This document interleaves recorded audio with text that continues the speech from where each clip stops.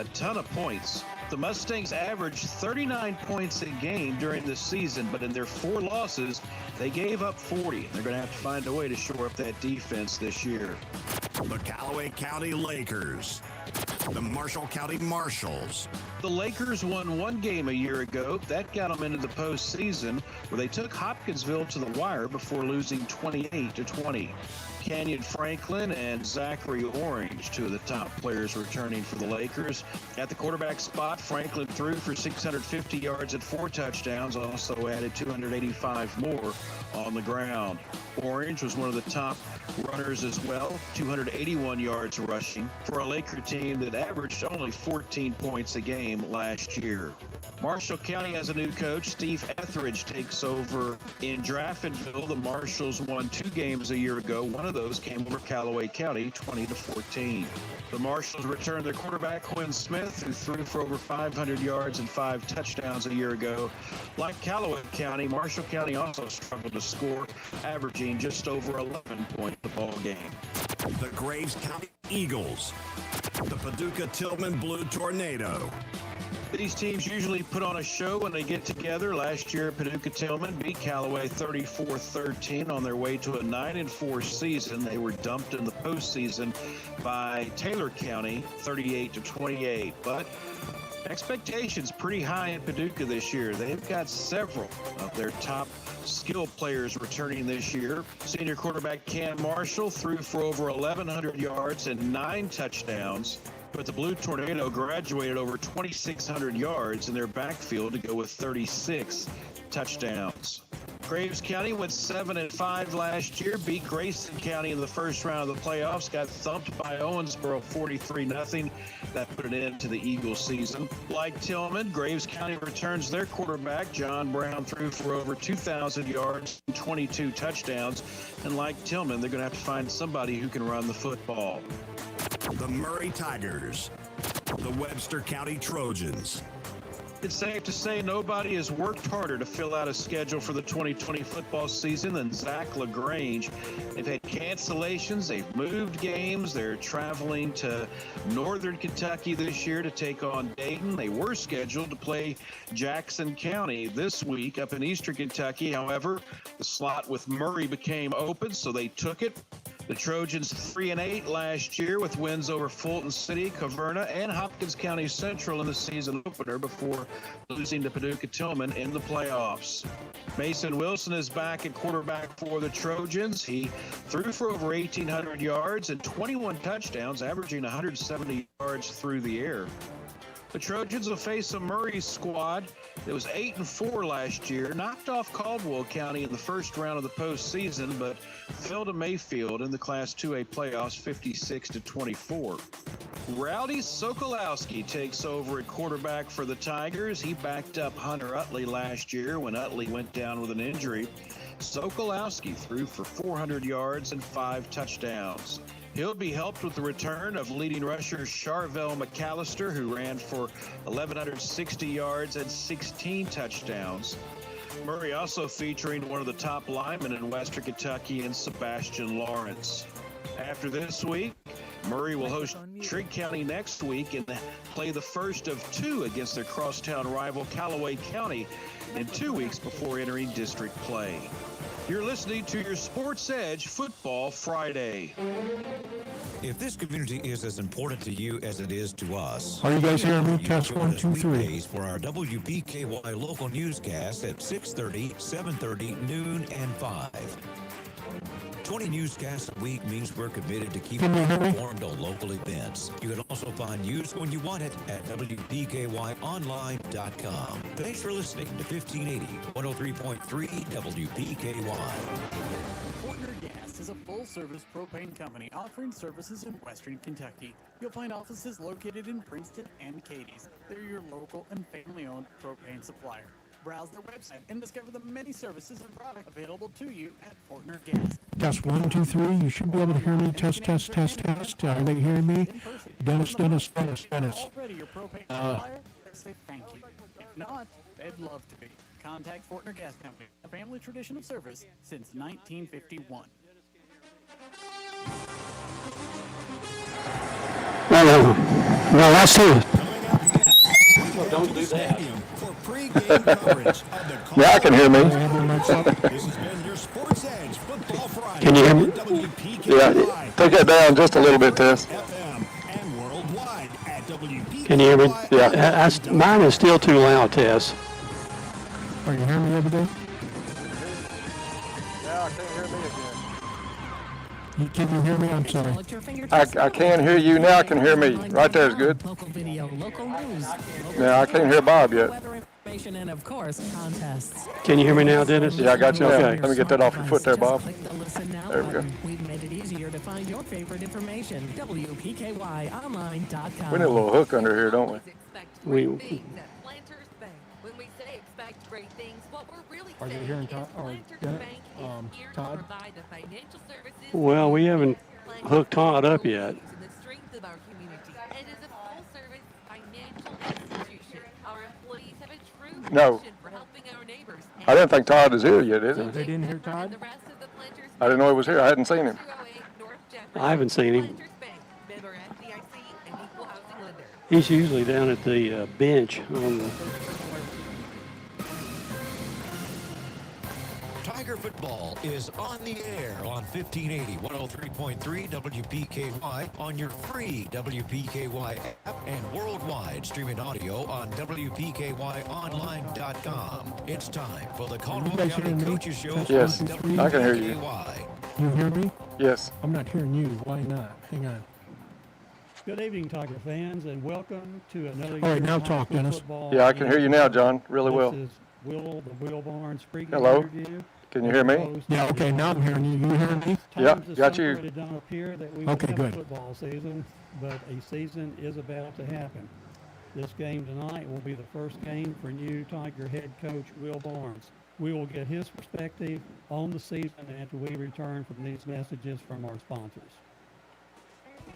You're invited to join us for a special celebration on Saturday, September 12th from 9 a.m. till noon on 1580 103.3 WPKY. As we have a virtual celebration of the Black Patch Festival. We'll tell you things about Black Patch you never knew. This special program is brought to you in part by Craig Smiley, Woodman of the World. Audubon Hearing Center. I think, Bob, Woodman Life can Cash Ray. you hear me okay? Yes. Yeah, everything sounds Yeah. perfect right there. Yeah. But don't touch a thing, Tess. They have great home cooking, just like Mom and Grandma used to do. Enjoy cooked-to-order breakfast every day, all day. Daily lunch specials include favorites like open-faced roast beef, grilled chicken tenderloins, country fried steak, smoked pork chops, and catfish and shrimp on Fridays. All your favorite veggies, too. And don't forget Kay's homemade desserts. Open Monday through Thursday, 5 to 2, Friday, 5 a.m. to 8 p.m., and Saturday, 5:30 to 11. Kay's Kitchen, 501 North Jefferson Street, Princeton, 1 block from the courthouse. We've all heard the phrase, service above self, or servant's heart. There are some that actually live by this. We call these folks hometown heroes. There's Todd. Hometown heroes Same with by going Gary to and WPKY Chris. Online.com and clicking on Hometown Hero. They just may be recognized as the Hometown Hero of the Month.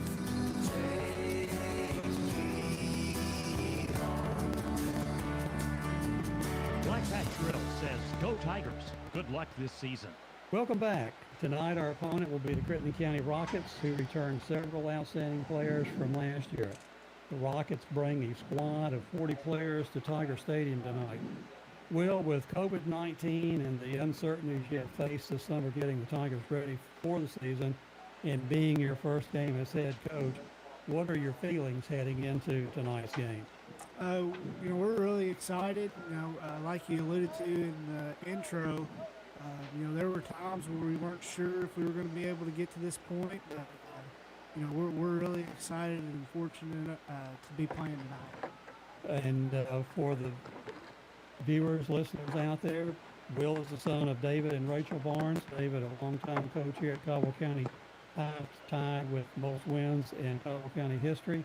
He's also the grandson of some of my favorite people, Bill and Evelyn Barnes, here in Fredonia. Will was an outstanding quarterback for the Tigers previously and an offensive coordinator for the Tigers in previous years. Before we talk about the Tigers and their offensive expectations tonight, what changes has COVID-19 Will brought to the team, and what can we expect tonight in the stands, mask-wise, social distancing-wise, hand sanitizing wise, so on and so forth? You know, kind of leading up to the game, it's been a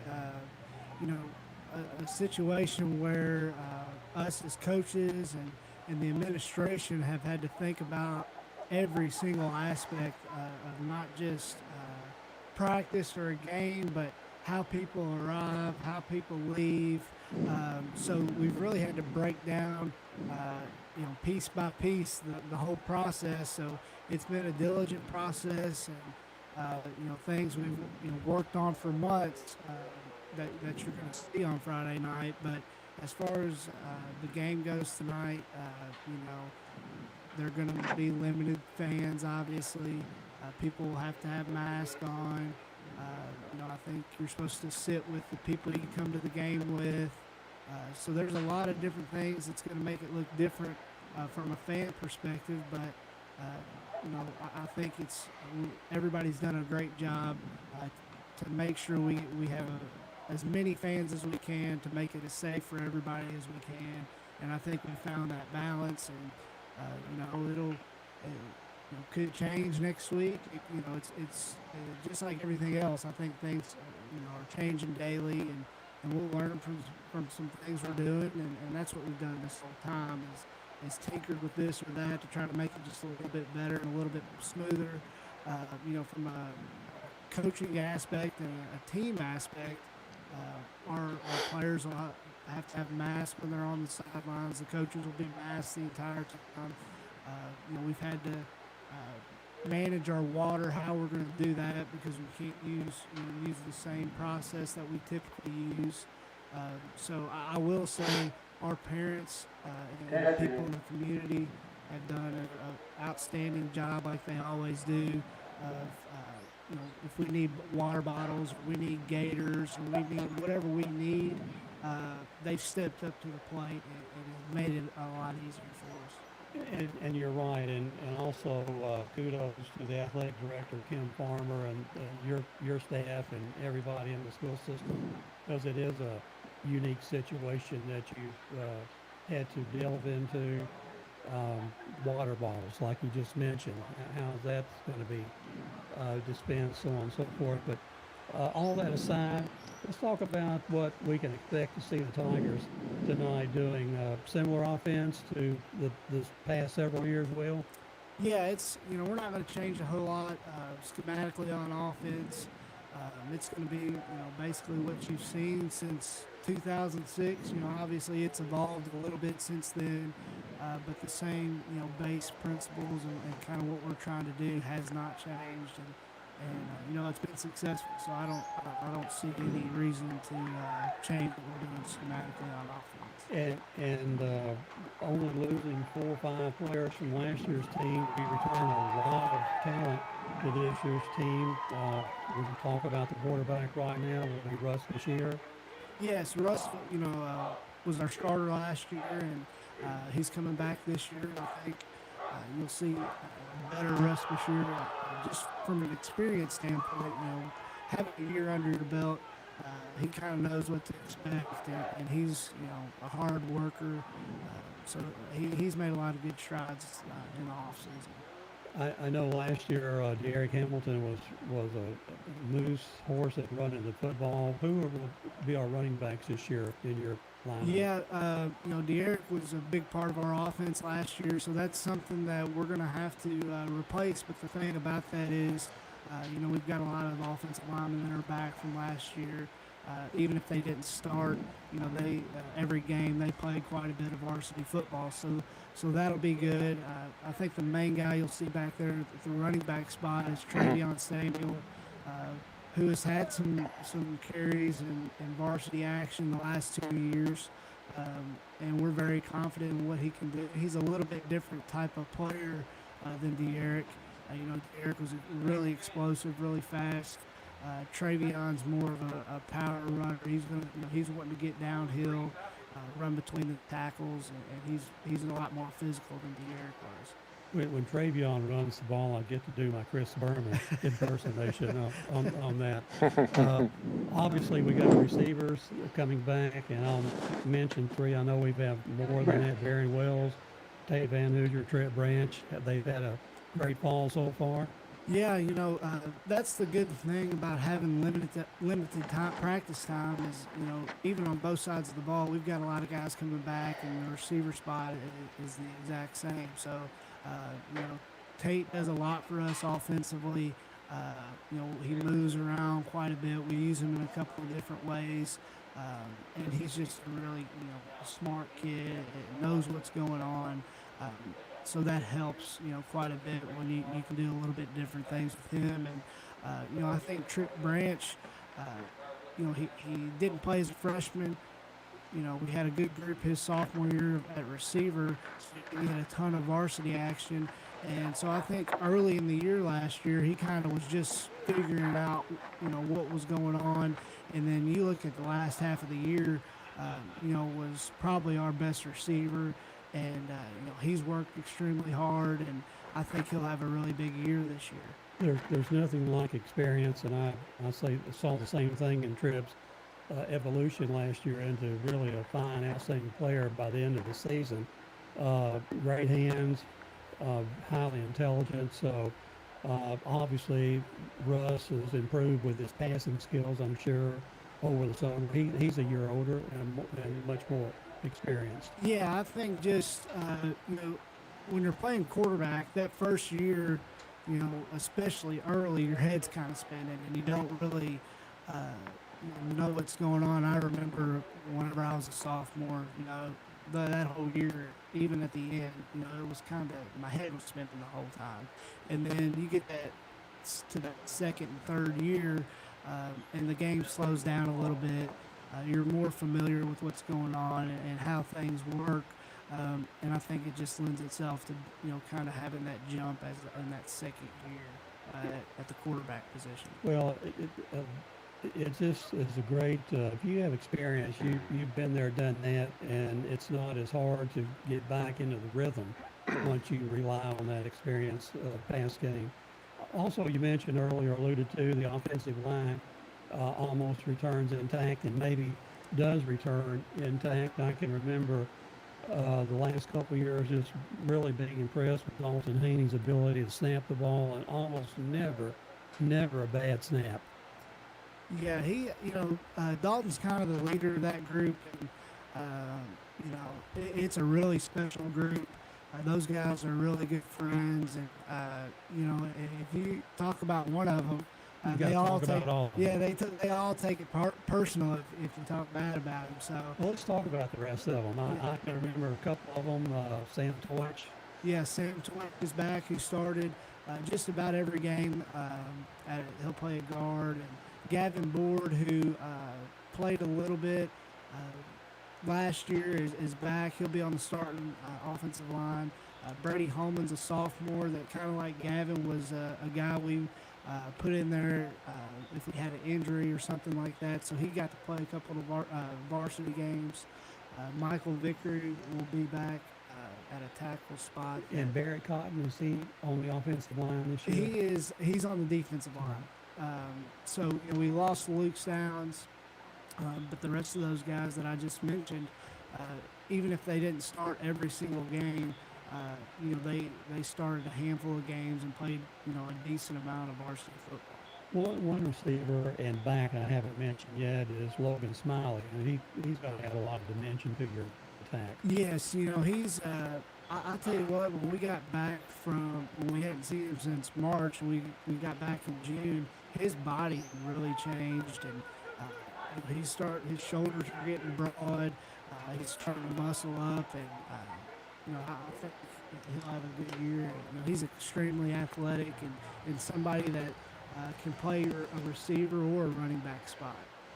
And with fall camp going on, has there been anybody elevate themselves in your mind, for instance, incoming freshmen that might get some action this year? Yeah, we've got a couple of freshmen and sophomores that are have done a good job, early on with.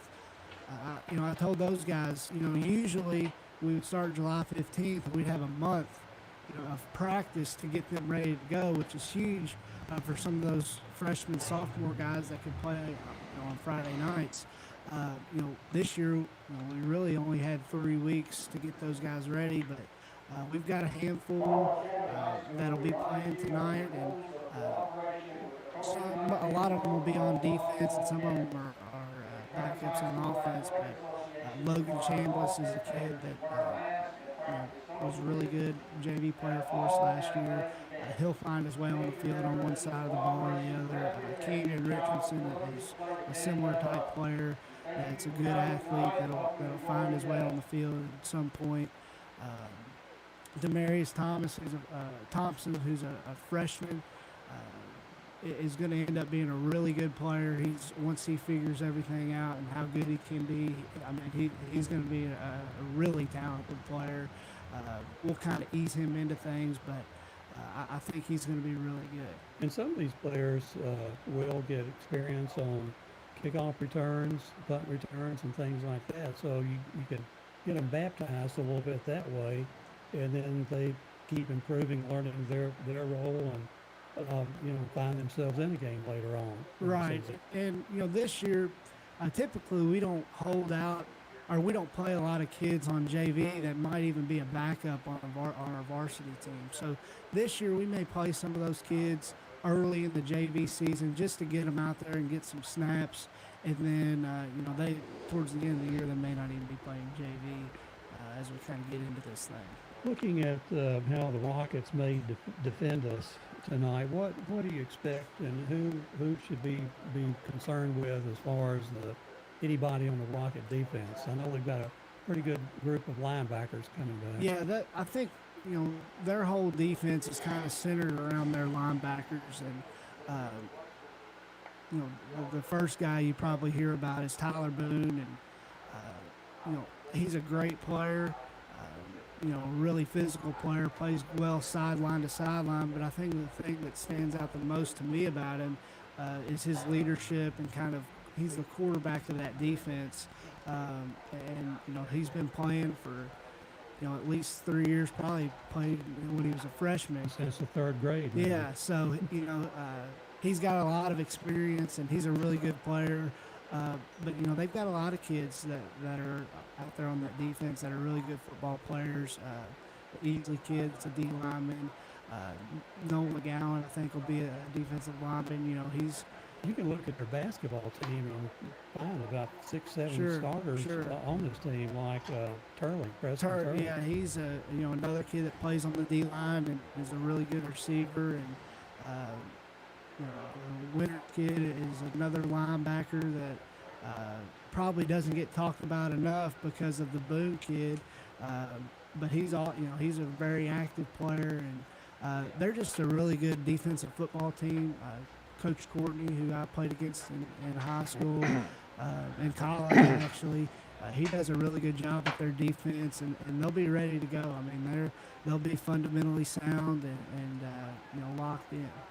And also, we've got a young man on the Crittenden team whose grandparents live here in Princeton. He'll see a lot of action on defense, like Caden McAllister. Yeah, he's another kid that he's kind of a secondary. They'll play him closer to the line of scrimmage, I think. But he's a kid that I know he didn't play against us last year. He's another one that's really talented. Is a good player on both sides of the ball. So they'll have several, 2, 3, 4 go both ways, I'm sure. I think they'll have a couple. I'm not exactly sure, how that'll all shake out, but yeah, he's right there, as a very good player on both sides of the ball, not just on offense or defense, but he's extremely talented. That's been a look at the Tiger offense and how we think Crittenden County will defend us. And I'll be back with Coach Barnes to take a look at the Tiger defense and what we can expect from the Rocket offense when we return after these messages. Did you know that U-Ride in Princeton will buy your vehicle? They're always looking for quality inventory. So if you'd like to sell yours, talk to the nice folks at U-Ride. Whether you're looking to buy or sell, U-Ride is here. Things are a little different now, but they're still here to deliver the same great customer service that they always have. Just call for an appointment with one of their sales specialists. Call 270. I think I'm good. I got a couple here, but I appreciate it. On-the-lot financing is available. You can even apply online at urightsales.com. Uride on the Marion Road in Princeton. See Living Interior and Boutique, cheering on all Tiger athletes. Community leaders around the area are supporting the greatest comeback of all time. It means that I'm doing a good job, you know, and that people want to come here.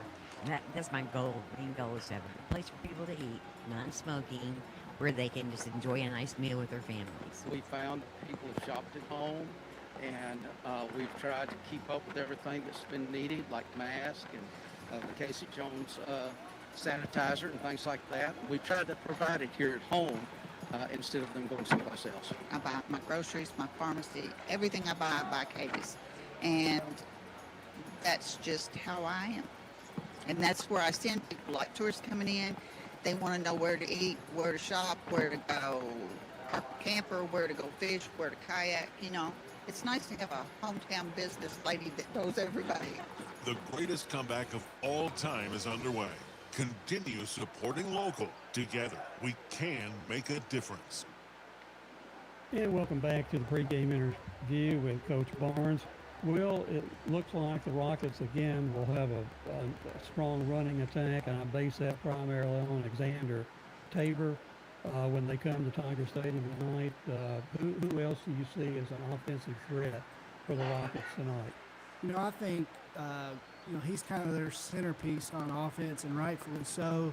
You know, he's not only one of the best running backs in Western Kentucky, he's probably one of the best players. You know, he's a big kid, he's athletic, physical, so obviously, you know, he's kind of in the forefront of their offense. But, you know, at the same time, I think they found a quarterback last year that's a pretty good quarterback in Luke Crider. I think when we played them, they were still trying to figure some things out, who they were going to go with at that spot. And I think he kind of took over, you know, maybe a game or two after we played. And, you know, he's a really good player. You know, they've got Preston Turley on the outside. That's a matchup problem at 6'4" or 5, you know, whatever they list him at. Just a really, really big kid and, you know, has good hands. Just kind of that prototypical basketball player, you know, big body. He's a tough matchup. So, you know, Tyler Boone's another kid that they'll put in there on offense. That's a good athlete. You know, they're pretty big up front. So, you know, we'll have our hands full with those guys on offense for sure. Tabor's one of these backs that can carry it 20, 25 times a game too. Oh, sure. Being big and physical and not wearing down, but you just never know whether he gets it. It's a strange situation tonight for both teams, not having had a scrimmage or a key inter-squad games or anything like that. So I know Crittenden's got other kids like Morganson is a back, Caleb Nesbitt, who picked up a lot of yardage last year, Cooper Marshall, Bryson Baker on the end, and so they don't come to town with holes in their team, so to speak. Yeah, they're you know, also not a one-trick pony with the Tabor kid at running back. You know, they'll be able to throw the football, and, which makes them tough to defend because they'll be efficient in the passing game, and you know, they do a good job in the running game too. So we've got to focus on containing the running game as much as possible. Try to get some pressure on the quarterback so he doesn't have a ton of time to throw back there. And you know, they're going to have their place. They're a good football team. But we've got to limit the penalties and the big plays on defense. When we line up on defense, who will be are we going to run 4-3, 3-4, or? Yeah, we'll be in the same front that we were in last year, that 3-4 front. You know, we've got a couple of our D linemen back. We lost Devin Kilgore, who was a big player for us last year on that D line, but Angel Long will be in there for him, and we've got Elijah Shaheen, Drew Davis. Drew Davis has played. This will be his third year starting, so we have high expectations for him. And Elijah had a really good season last year, so we hope he picks up right where he left off. And you know, in the linebacking core, we've got Tate and John Paredes and Clayton Wolford will be in there. So Landon Davis is another kid that's a freshman that'll find his way on the field defensively. We've been really impressed with how big and physical he's been, because it's not an easy thing for a freshman to come in and play in the inside linebacker spot. But we've been impressed with what he's done, and he's going to get his chance to play tonight. And that's good. And then you're going to have some real experience in the secondary. I can think of Jack Stevens on occasion played a lot of secondary last year, and who were some of the other guys in the secondary? Jack Stevens, from where he was at the end of the year last year to where he's at now, is unbelievable. He's really dedicated himself to working out and getting better. And he's going to be back there at a safety spot, and I think he'll have a good year this year. He's really his body's matured. He's done a great job, done everything he's supposed to do. So I'm glad to see him get his opportunity. And we'll have Baron Wells, who's back in the secondary, Max Kramer, who's back in the secondary, and then we may look at playing Trip Branch some on defense this year, and then some of those guys I mentioned earlier, like Canyon Richardson, Logan Chambliss, some of those guys will be kind of backups.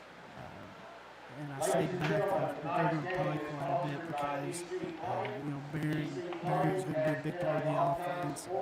Max Kramer's going to be playing on offense. Trip plays on offense. So we're going to have to spot those guys in certain situations. And sometimes they'll be coming out on offense. Sometimes they'll be listed on defense. And then one way that we never talked about it all is Blake Byron in the football game and the kicking game and Trip the punt game. They are coming back. Had outstanding years last year. Yeah, Blake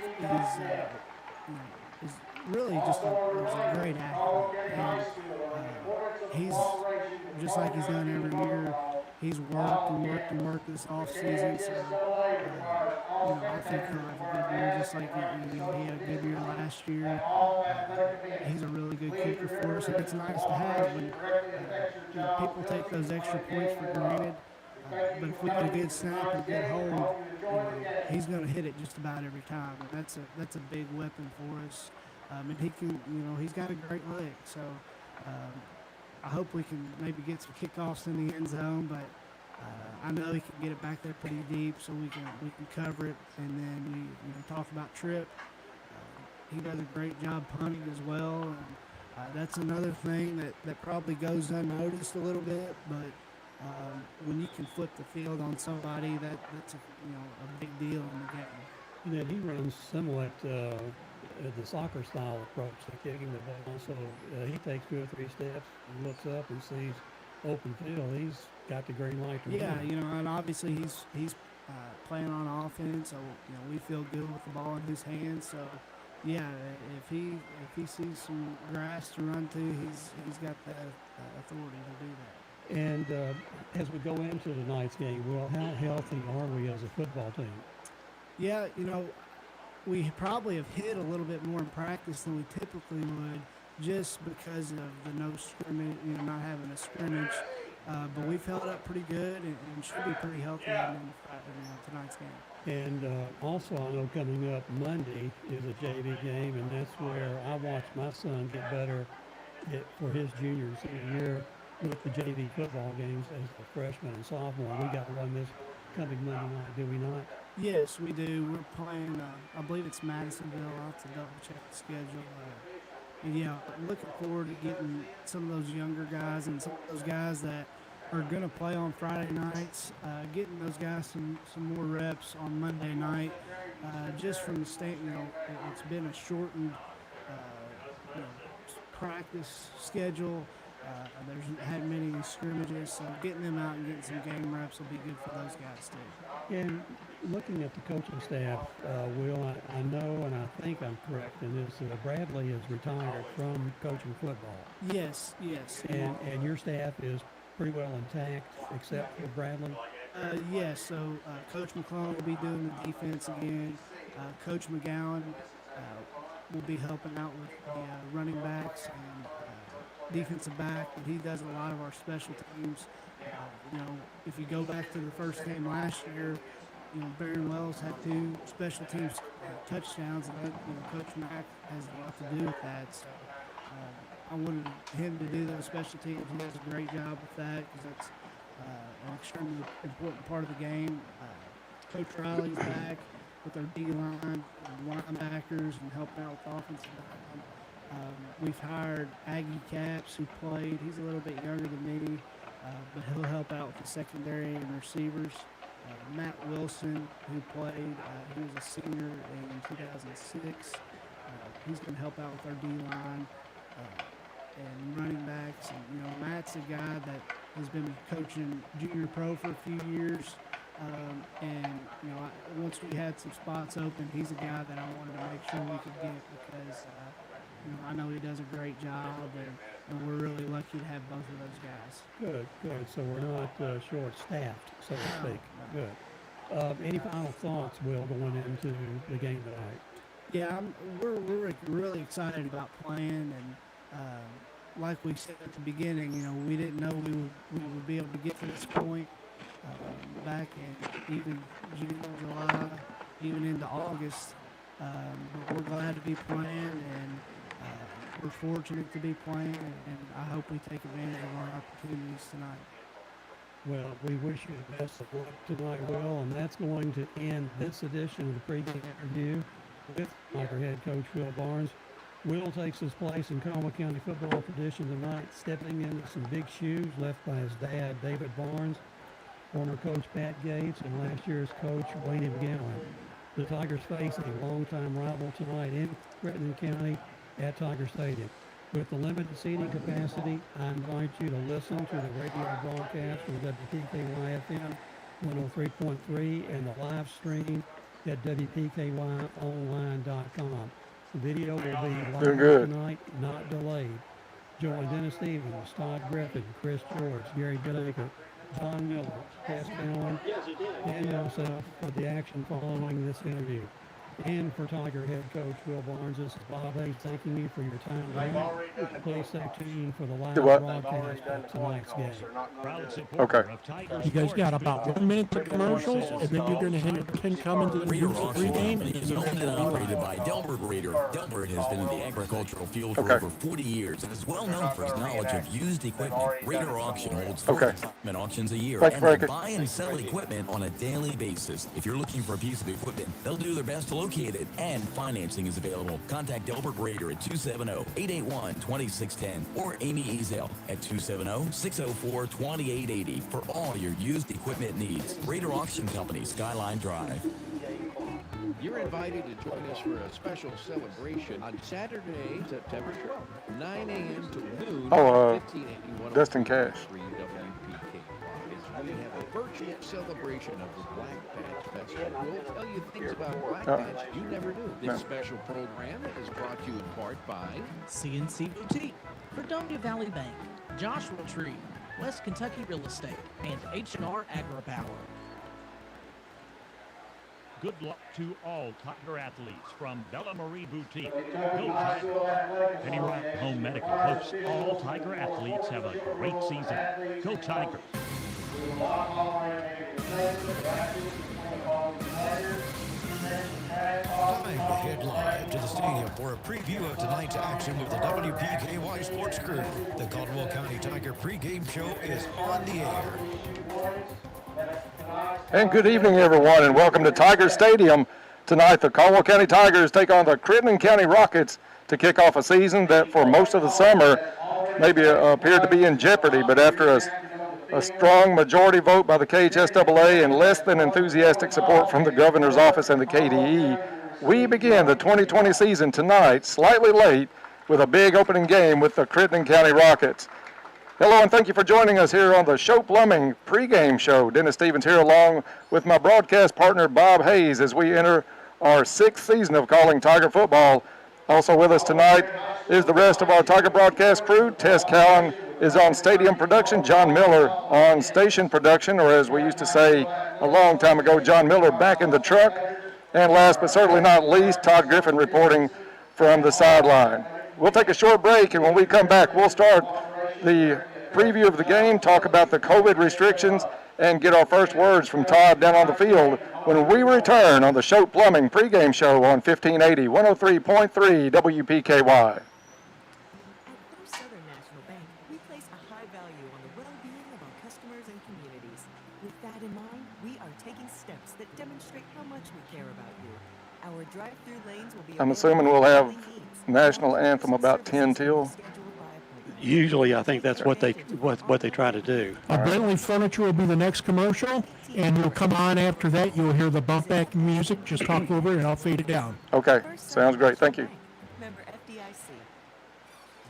Brantley Furniture is filling up with tons of new merchandise. This is Megan, and right now we're getting trucks almost every day.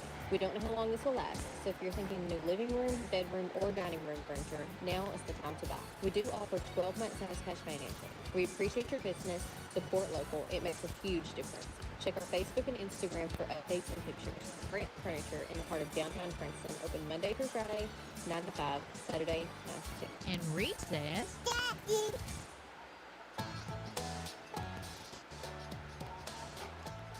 And welcome back to the Stephen Shoat Plumbing pregame show here on WPKY. Stephen Shoat Plumbing is dedicated to ensuring the customer's plumbing needs are met in a timely and professional manner. They provide basic services such as leaky faucet repair and drain cleaning to major remodels and new construction. Shoat Plumbing hopes the Tigers have a great season. Bob, about 17 minutes away from kickoff on a game that we didn't know if it was going to happen or if it was not going to happen. There was a lot of votes with KHSAA, some question on whether the governor was going to let it go, but here we are tonight taking on an old friend, and it's pretty good to have the Rockets here tonight because we've gone through things with those guys between coaches' illnesses, deaths, player tragedies. It's really good, I think, and appropriate that we start the season looking across and seeing the friends from over at Marion. And it is a rival of par excellence with us in Crittenden County. Sometimes you think Trigg might be a rival, but I still think both teams, either Crittenden or Caldwell, would love to defeat the other. And normally this is about the third game of the season. Tonight it just happens to be the first game, so it's going to be new to these kids being out here. First time that they've seen somebody else in a different uniform. So it's going to be an interesting game, Dennis. Bob, the COVID restrictions on tonight's ball game, we've got about 30% crowd, roughly a grand total of 700 people. I think all season tickets have been sold for Caldwell County football, so unless something changes later in the season and they increase the number of people that can come to a game, this is as big as the crowd's going to be at Tiger Stadium this season. And 700 people spread out, Dennis. It still looks kind of full on this side. Across the way, probably 120 tickets were allocated to Crittenden County, and they're sitting not only in the stands but also on the track, part of the track anyway. So it's both teams, both communities are ready for some football. About 15 minutes away from kickoff tonight, these two teams met last year. Crittenden County came into that ball game undefeated on the season. Caldwell County prevailed, though, at Marion. I think it was 36-12 in that one, just wore them down. A lot of our offense that they just couldn't contain. We look for this game, might be a little bit sloppy tonight, according to Coach Barnes. Early in the year, the first game, they haven't really had a chance to hit each other a lot in practice. It's been a lot of conditioning. Talk to us a little bit about what to expect tonight in that offensively. We go into tonight's game with some uncertainty, some unknowns. Being the first game, you almost expect some sloppy football to be played. As we say in just about any game that we do, the key to the game is the fewest turnovers you can have certainly puts you in good stead to win the game. And I think all things considered, both teams with pretty potent offenses and pretty potent defenses. Could come down to a field goal. We were watching our kicker, Blake Vibrett, hit in from 45 yards out, and Crittenden County's extra point kicker, field goal kicker, was doing the same thing. So, I just don't see a high-scoring game tonight, and I see Crittenden County really trying to run behind Xander Tabor and get the ball to 2 or 3 of their primary receivers. And if the Tigers can hold them and make Crowder rush his passes and things like that, then and we've got a really stellar defense. So It's their high-powered offense against our stout defense, and hopefully we have enough back there that we can stop them. Of course, for Caldwell County, the ball gets snapped to Russ Bashir, second year as a starting quarterback. And we were listening to your pregame interview with Coach Barnes, and I think something he said really stuck out to me of all the things about Russ. He's quick, he's smart, he knows what to do with it. But Coach Barnes said the second year he played quarterback, the game kind of slowed down for him a little bit. And I look for that to happen with Russ this year. Maybe look down the field a little bit more, know when to throw it away a little bit better and not take the big losses. Just a lot of the little things that are going to add up to a big game from Russ Bashir. And that's the beauty of experience, Dennis. Once you've been through something once and maybe twice, maybe even 3 times, that next time it becomes easier to understand what's going on, what you want to try to get accomplished, what kind of strategy that you're employing to try to win the football game offensively, and what you want to try to do defensively. So, and Will has always proven himself to be hard-nosed, so you know he's going to carry the ball probably 10 to 15 times tonight from the quarterback position. Another good thing for Caldwell County offensively, you're returning the top 4 receivers from last season in Trip Branch, who's getting a lot of college looks. And I think the last college look I saw on Twitter, I don't know the school, but their mascot was the Fighting Engineers. So I thought that was cool. It's an engineering school. Tripp Branch, Barron Wells, Tate Van Hoosier, Logan Smiley, all back this year, the top 4 receivers from last season. And I'm sure Will has improved tremendously. Again, experience makes you be better in the pocket, the ability to know when to let it go, when to tuck it and run, and his ability, his accuracy. Last year he was 135 out of 197. Way about 70%. So he's got the ability to find his receivers and hit them, and our receivers have the ability to get open and catch the ball. So that's a winning combination. Taking a look at the defensive side real quick before we take a break and go down to the sidelines. Defensively, a kid you're going to talk about on offense quite a bit too, but defensively, Tate Van Hoosier is one you got to expect big things from. And then Elijah Shaheen are 2 of the players that I think are going to be key to the success defensively for the Tigers. And the Tigers will come into tonight and play a 3-4 defense with Angel Long getting his first start at the nose position. That's flanked by Elijah Shaheen and Drew Davis. They've moved Drew outside this year. The linebacker core is stellar with Tate back there. And the plays that we got our favorite guy on the end, John Paredes. Oh, the kid is awesome, man. Yes. I love talking to him at Taco John's. Talk about tough nose. He's a tough nose kid. And we've got Russ Bashir back there at times. Landon Davis, a freshman, may get back there sometime. So we've got, and Landon is getting to be a pretty good sized kid, weighing in the 190 range and over 6 feet. So he's no small person of stature, if you will. We're about 10.5 minutes away from kicking this one off. We're going to take a break, and when we come back, we'll talk the first time tonight with Todd Griffin down on the sideline, so stay tuned for that. This is the Stephen Show Plumbing pregame show on 1580, 103.3 WPKY. Enjoy your favorite Mexican food at All right, I got about 1 minute commercial, then we'll hear the bump back music to you. It is okay. recommended to wear a face mask while walking in and out of the restaurant.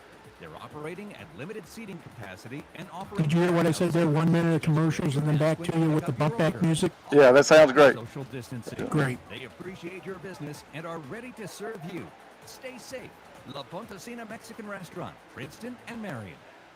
Good luck to all Tiger athletic teams from Josh Ray at Woodman Life. There's an advantage in being the home team. You know who Emmett Talley, Jake Lewis, and Pat Yates are. You've seen them wall around Butler Stadium and have heard of the Caldwell Crazies. Trice Hughes, we're your home team. Here's our home team deal of the week. 2019 Chevy Blazer. You take your pick, silver or gray. All-wheel drive Premier. Only $11,184. Get this home team deal of the week at Trice Hughes. Find us on Highway 91 North, Princeton, or tricehughes.com. And back to Tiger Stadium as we get set for kickoff, 9 minutes away here tonight. Caldwell County taking on Crittenden County. Dennis Stevens along with Bob Hayes on the call tonight. And Bob, really looking forward to this one. It's going to be a lot of fun. It's football is always fun. This is my favorite time of the year, football, college football, which we'll get to see a little bit of this year. But there's nothing like high school football in Kentucky. First time tonight, we're going to go down to the sidelines with our star sideline reporter, Todd Griffin and company. So take her away, Todd.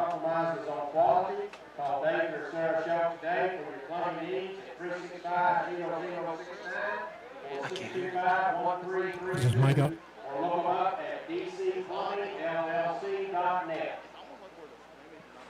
Mic one.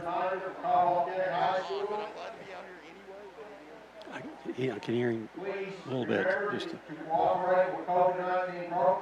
it all the way up.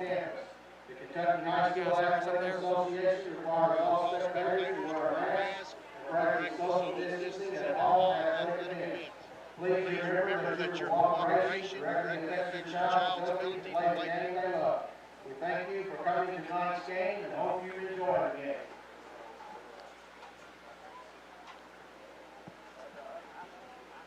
I would just take it. And a little bit of difficulty there. I'm not sure how much we got of Todd on. I could hear him talking in the background a little bit, so one of those kinks we may have to iron out before next week. But we appreciate Todd, and we'll try to get that worked out for some on-the-sideline reports later on tonight.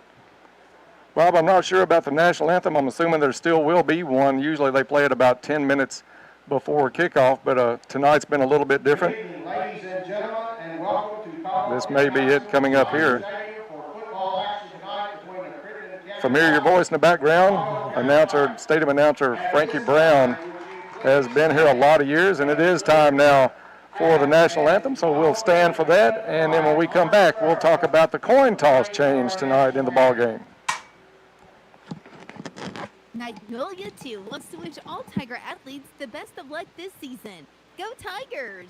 Community leaders around the area are supporting the greatest comeback of all time. I love the greatest comeback. There's been so many good efforts together, and that's really been wonderful to see is so many organizations and agencies really coming together to help our small businesses. We're also needing to continue to encourage our citizens to be proactive in supporting our businesses and patronizing our local businesses in particular, and helping those businesses who have stood the test of time, so to speak, to be able to continue to stay open and active and serving our needs. We are in constant contact with each other to share ideas and make sure that we're all kind of doing things and helping each other do the best for our whole region. So that's been great. The greatest comeback of all time is underway. Continue supporting local. Together, we can make a difference. Do you need assistance paying your electric bill? Money is still available to help through the LIHEAP program.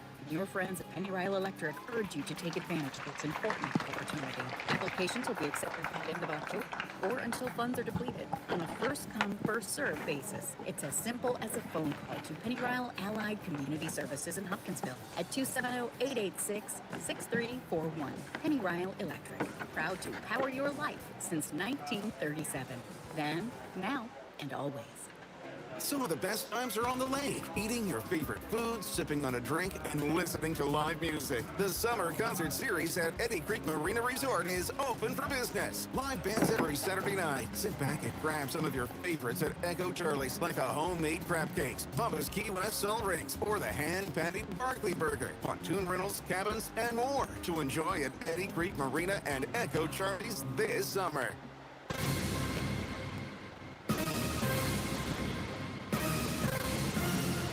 The time for talk is over. It's game time. Caldwell County football lives on WPKY. Let's check in with the WPKY sports crew live at the stadium.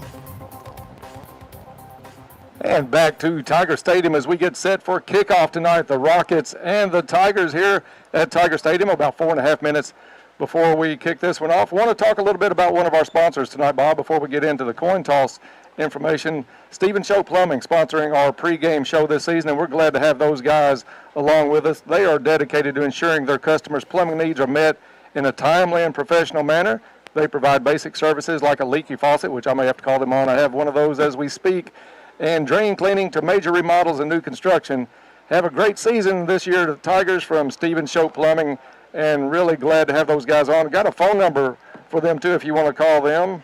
And without my bifocals on, I don't know if I'll be able to see it or not, but let's see if I can look under them. 270-365-0069. And one of the things with COVID, Bob, we're talking out of mask and talking under shields, and it's hard to lift your glasses to look under them when you're wearing all that stuff. So, but give Stephen Shope Plumbing a call and tell him thank you for helping bring you Tiger football this season. Absolutely, Dennis, and we'll get into the coin toss here in a minute. Before we get started, the injury report that we have tonight is brought to you by Dr. Mike Littlejohn. Dr. Mike would like to wish the Tigers a safe and successful season. Dr. Mike Littlejohn is your one-stop shop for all your sports medical needs, and the only thing that we're aware of, Coach Barnes did not allude to this on the interview, but we understand that maybe Logan Smiley may be nursing a sore ankle. He may not play tonight, so that, to my knowledge, may be the only Tiger not being able to play tonight. Yeah, we're looking to see when they come out if number 13 is actually in uniform, in pads or not. That's the only word that we've got on him, and that's not directly from Coach Barnes. So hopefully Logan's fine and we'll be out there tonight. It's going to be a big cog in this machine all season long. Get down to the coin toss. Coin toss brought to you by Farless Realty. Are you ready to sell your home? Call Farless Realty today and let a realtor sell it for you. Ready to buy a home?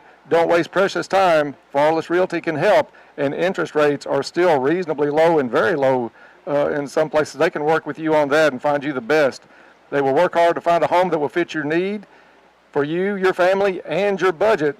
Contact Farless Realty today at 270-365-5058 or stop by 323 South Jefferson Street in Princeton, and check out all of their listings on Facebook and at farlessrealty.com. Right here sitting beside this other kid in the Okay, I think we picked up Todd a little bit on the sideline. If you want to go through, go ahead and tell them about the coin toss changing. The coin toss tonight occurred before the game. There will be no coin toss on the sidelines tonight. We understand that Crittenden County won the toss and has elected to defer. So that means Caldwell County will be receiving the opening kickoff here as both teams make their way onto the field. Also remind you this first quarter is going to be brought to you by Cozy Living. Cozy Living Interiors and Boutique has been under the ownership and management of Pam and Hab Haverlock for the past 3 years. Beautiful furniture, bedding, accessories, and gifts. Everything a home should be is what you see at Cozy Living. And the players are on the field for pregame talk. 1 minute to go before we kick this one off. Time now for the prayer before we start this ball game. And I'll start it. Bob, you finish it up. Holy God, thank you for another Friday night. We ask that you protect each student that steps on the field tonight, and we also ask that you bless the efforts of each student in ways they never thought possible. In Jesus' name we pray. Further, Lord, we ask you to give courage and sportsmanship to the players, patience and understanding to the coaches, wisdom and knowledge to the game officials, and lastly, comfort and peace to us all. Amen. Amen. Kickoff tonight brought to you by Purcell Tire. Let's kick off this season with a vehicle checkup with Purcell Tire in Princeton. Keep your vehicle running great so you'll never be late for school, work, or ball game with the help of Purcell Tire on U.S. Highway 62 West in Princeton. Go Tigers from Purcell Tire. And Crittenden County is on the field, lined up in kickoff position, and we should be underway momentarily. Caldwell County with their starters huddled around their special teams coach. And Bob, we love Crittenden County. We've never been a fan of their uniforms. And they are very hard to see the numbers on, so bear with us tonight. We'll try to get them. It's a black number on a dark blue jersey. So Caldwell County in the white jerseys tonight with the blue numbers. Easy to see for us, even at our age, Bob, but Crittenden County takes a little effort. It's going to be a major effort with me, Dennis. It's kickoff time at Tiger Stadium. And the familiar voice of Frankie Brown, as we mentioned earlier, ball's in the air, and we are underway in the 2020 season. Caldwell's Van Hoosier receives it at the 28-yard line, up across the 30, still battling, and pushed out of bounds finally at the 33-yard line. That's where the Caldwell County offense will come out and take possession.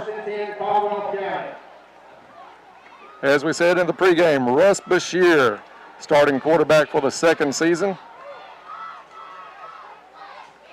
Kid's very accurate, Bobby. I think you gave his stats somewhere close to 70% last season, so if he puts the ball in the air, it's usually on target. Trevion Samuel in the backfield.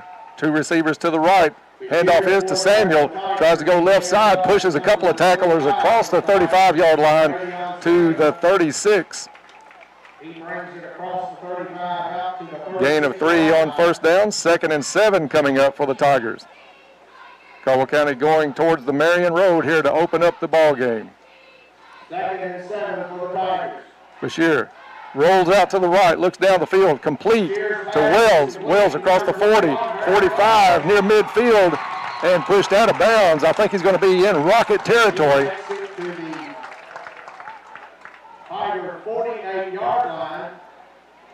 Let's see where they'll spot this one. 48-yard line of Caldwell County. But that is a first down. First down is brought to you by Lake Barkley CrossFit. 2-back set. Wells goes in motion.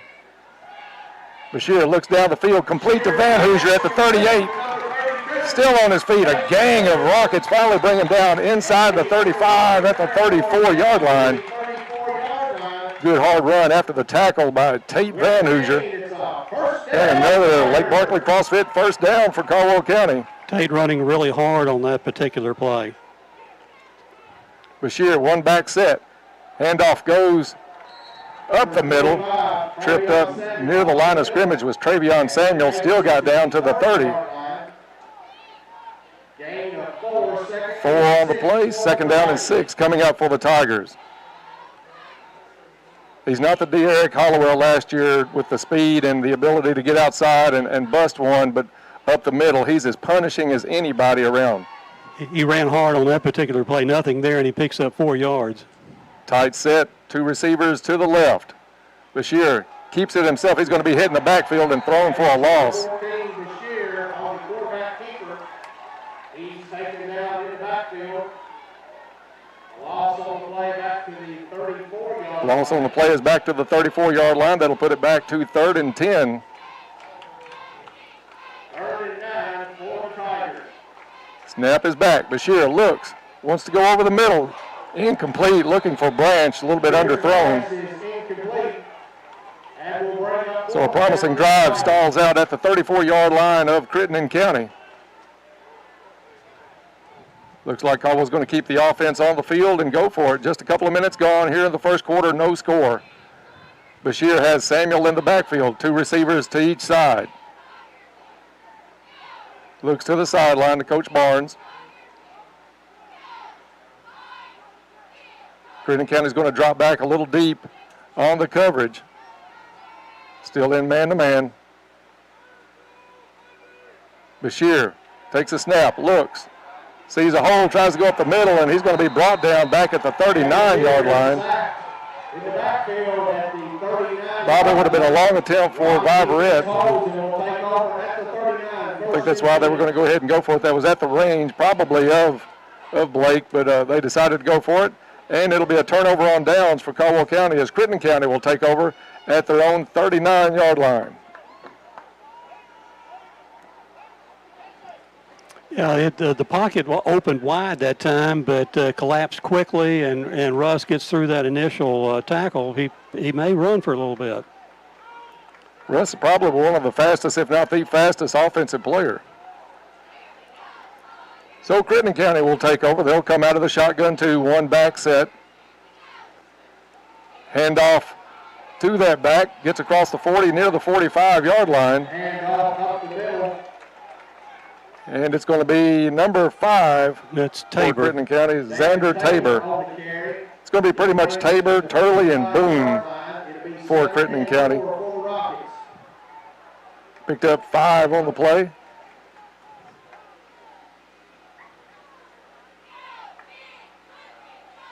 Snap is back. Throw over the middle is going to be intercepted by Caldwell County at the 45-yard line.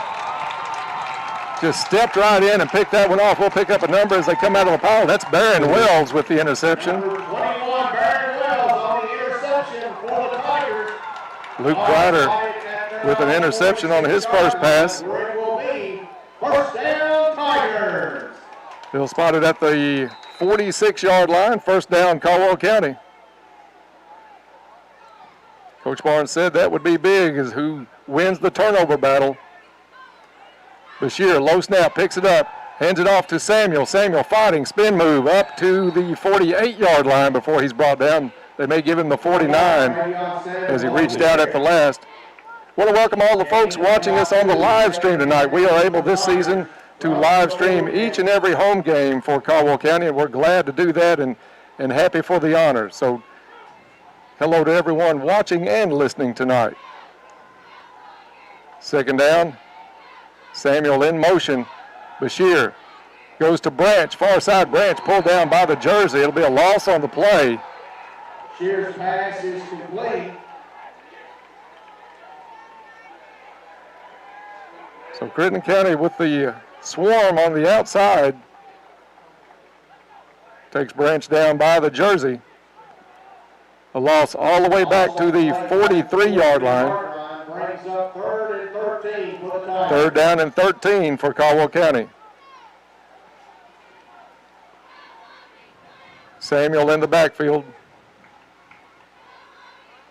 Bashir takes a snap, drops back, good protection, goes down the field, heaves it up, and complete all the way down to the Crittenden 20-yard line. Trill Branch with a great catch inside the Rocket 20.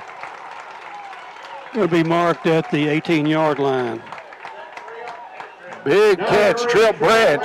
On reception for the Tigers.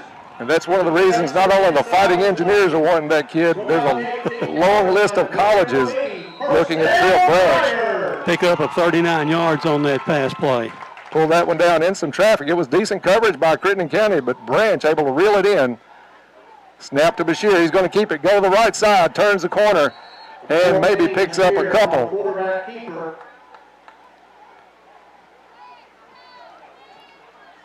And they're going to mark it a little shy. We'll give him to the 16. We'll give him 2-yard gain on the play. Second down and 8 coming up for Caldwell County. Receiver near side is number 2. I think that's Kramer. It is Max Kramer. Snap back to Bashir, rolls to his left, throws it up, and now he's almost picked off at the 5. Crittenden defender dropped it, stepped in front of Kramer. So that'll bring up third down and 8. Brings up third down for the Tigers.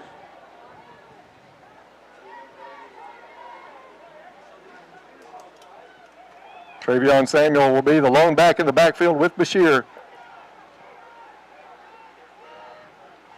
2 receivers to the left, 1 to the right. You've got Van Hoosier at the tight end spot on the right side.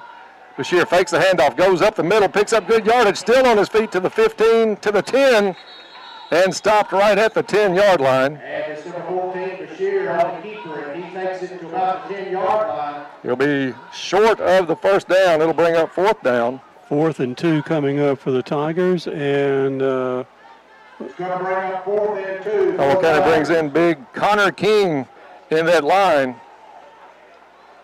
You get King's 250 pounds and Travion Samuel maybe up the middle. Handoff is a Samuel. Flag on the play, first flag of the ball game. Flag on the play.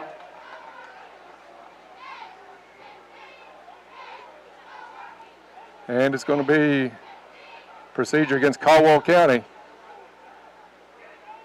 That'll back the Tigers up 5 yards and bring out Blake Viverette, who will try to put Caldwell County on the board. This will be spotted at the 21, so a 31-yard attempt by Viverette on the way. Snap is back, down, kick is up, plenty of distance, and good. So Viverette puts Caldwell County's first points on the board for the 2020 season. 31-yard field goal, Dennis. 31 yards and 6:35 to play in the first quarter. It's the Tigers 3, the Rockets nothing. Back in 1 minute. This is 1580, 103.3 WPKY. Our team at Farmers Bank is committed to doing our part. You hear the bump back music after So a minute of commercials. Thursday, March 19th. Okay. Until further notice, we are operating on a drive-through only format. Our drive-throughs at all 3 of our locations will be open for normal hours. If your needs cannot be met through either our drive-throughs, internet banking, mobile app, or by phone, I wonder if Todd can hear it. Call to set up an appointment. We want to thank you for being a customer. I'm not sure. You might want to text him and see what's going on down there so we'll know when we can go to him. Caldwell I thought I heard him a while ago when Orthopedics Tess turned something up here, and it sounded like Chris George talking, but I'm not sure. Medical professionals can diagnose and treat a Was that wide him? range of orthopedic issues and get you back on the path to a happier, healthier you. Whether you need basic fracture care or osteoporosis management, a sports physical, or back pain treatment, we've got you covered. To learn more or to schedule an appointment with an orthopedic provider, call 270-365-9599. And back to Tiger Stadium, 6:35 to go in the first quarter. Caldwell County on the board first. A 31-yard field goal by Blake Viverette has the Tigers out in front. Viverette will drop back and put the ball on the 40.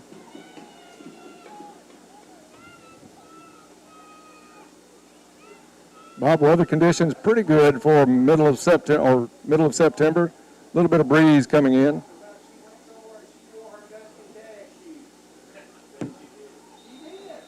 It's perfect night out here. Not too hot, not too humid. Kickoff goes to the right side, goes into the end zone. It'll be a touchback. Nice kick by Viverette.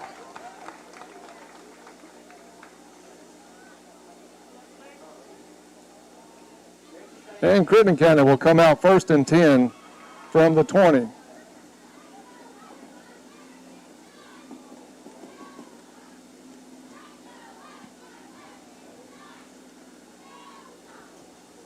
It's going to be Luke Kreider at quarterback for the Rockets. 1st and 10 Rockets.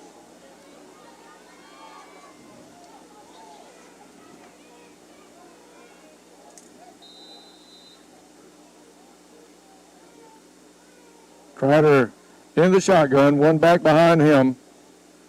Handoff is to the deep back, tries to get to the outside across the 20, push back, a nice open field tackle.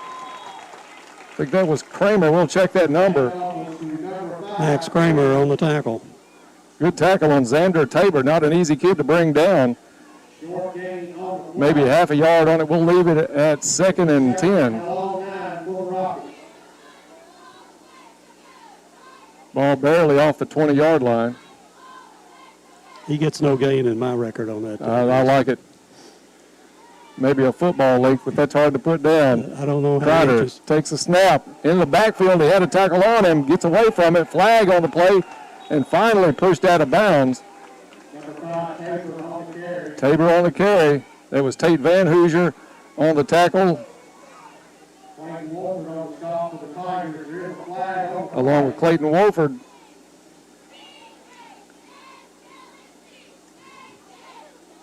Down the field. Penalty is holding against the Rockets. Holding against the Rockets will back them up 10 yards. So let's see. Well, they must have got 2. And I think we're able to go down to the sidelines now. I'm getting a nod from Tess Cowan. So, Todd, you guys be ready. We'll throw it to you sometime in this drive. A little timeout called by Crittenden County. They don't like how they're setting up, so a timeout on the field. We'll be back. You're listening to Tiger Football on 1580, 103.3 WPKY. Get into shape and feel good at Trilogy Performance Sports. Trilogy offers a wide range of Hey, Tess. classes as well as personal training, sports training, cardio, and weightlifting. Trilogy has something for everyone. Trilogy now offers online workouts, live classes, nutrition tracking, and more. Search Trilogy Performance Sports in your app store. Use sign-up code 1824. App info and more. Follow them on Facebook. I'm kind of loving it. Also a shout out tonight. And back to Tiger Stadium. Caldwell County leads this one with 5:50 to go in the first quarter, 3-0. Let's try it again down on the sideline, and we'll send it down to Todd Griffin.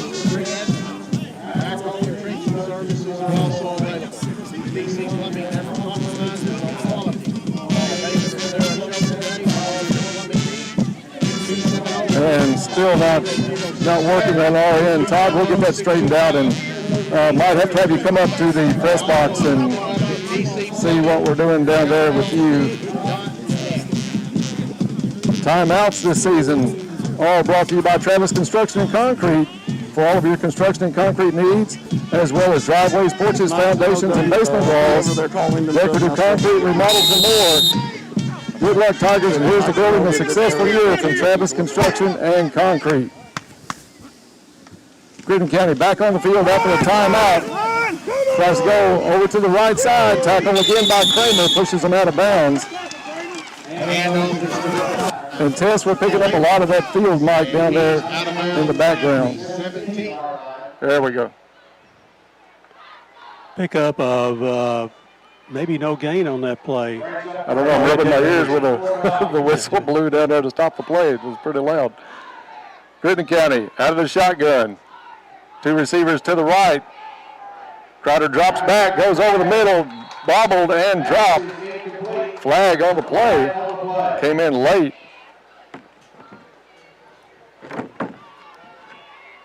They are talking that one over back at the 10. We'll see what the call is.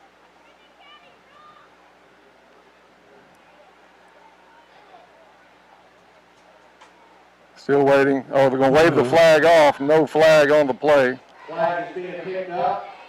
And Bob, if you don't care to take it a second, I'm going to switch glasses because these are not working under this mask for a second. And that puts Crittenden County into a punting situation. 4th down, 16 yards to go for the first down. From their 18-yard line, they will be punting to the Tigers. Back in single safety for the Tigers is Barron Wells. Barron's been known to bring these back before. Caldwell County looking to maybe try to block the punt. 7-8 men on the line of scrimmage. The bad snap into the end zone, rolling around and out of the end zone, results in a safety for Caldwell County. And that was not only a high snap, it was extremely high. I think if it had been in front of the goalpost, it might have gone over. So a break for Caldwell County. And after 3 innings of play, it's Caldwell County 5, Crittenden County nothing. Bob, we're getting a little baseball flavor still mixed in out here. 5-0 now, Caldwell County. And the Tigers will get the ball.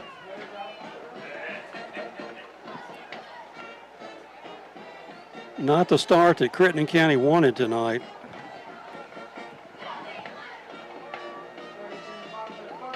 Tigers huddled around Coach McGowan as they'll get set to receive.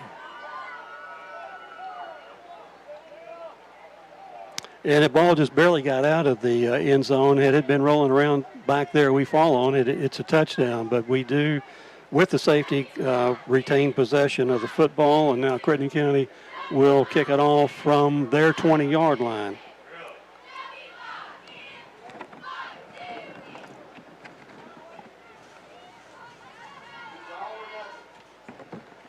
Ball teed up at the 20. Going back is going to be number 2, Max Kramer, along with Barron Wells for Caldwell County. They'll camp out somewhere around their 25 or 30-yard line. Decent leg on Crittenden County's kicker. We saw that in the pregame. Kick is up, tries to get under this one a little too much.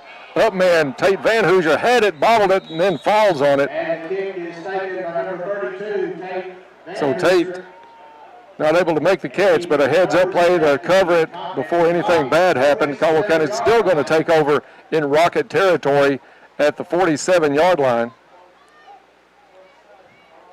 Where it will be first down. So it's a first down, Caldwell County, with Bashir in the backfield with Samuel. This time you've got Van Hoosier, Wells, and Kramer all to the near side. Trip Branch all alone, one-on-one to the right. Handoff goes to Travion Samuel, finds a hole on the right side. Bounced off a tackler, gets it just across the 45-yard line. We'll see where the spot is. You're going to spot him back at the 45, saying the knee was down. Picked up a couple on the play, 2nd down and 8 for Caldwell County.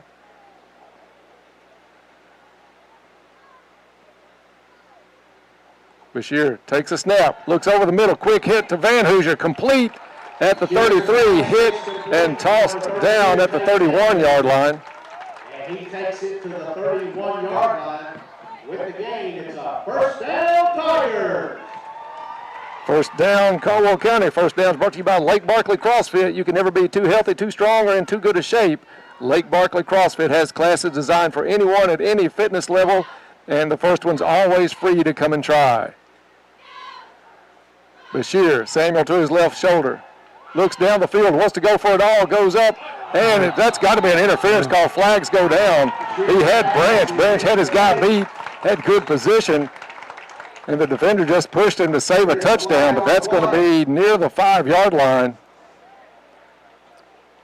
Maybe, well, let's see. Officials are gathering around the 10-yard. Yeah, the push came at the 5. I don't think they're going to mark it off to that much, but maybe it's marked off from the line of scrimmage. Penalty's going to take it inside the 20. They'll get the flags or the chain crew down. I think they're looking at the 17, Bob. Let's call it the 17-yard line. Bashir calls for the snap. Hands off to Samuel. Samuel hitting the backfield. He's going to go down for about a 3-yard loss. Maybe a 4-yard loss. They've got it marked at the 21. I didn't think they pushed him that far back. 4:17 left to go in the first quarter. Caldwell County leads this one 5-0. Opening game of the season for both squads and all across Kentucky, unless you played an Indiana or a Tennessee team early. Wells in motion, takes the flip. Got Samuel blocking for him, gets to the outside, pushed out of bounds. Was that a pass, Dennis? Was that a flip? And Caldwell County picks up decent yardage on that one, near the 16-yard line. Wells also one of those players with deceptive speed. 2 receivers left, 2 to the right. Kramer, the near side receiver, to the left. Big Travion in the backfield with Russ Bashir. Play clock still has 20 on it. Low snap. Bashir picks it up, looks around. Now he's going to scramble, gets hit.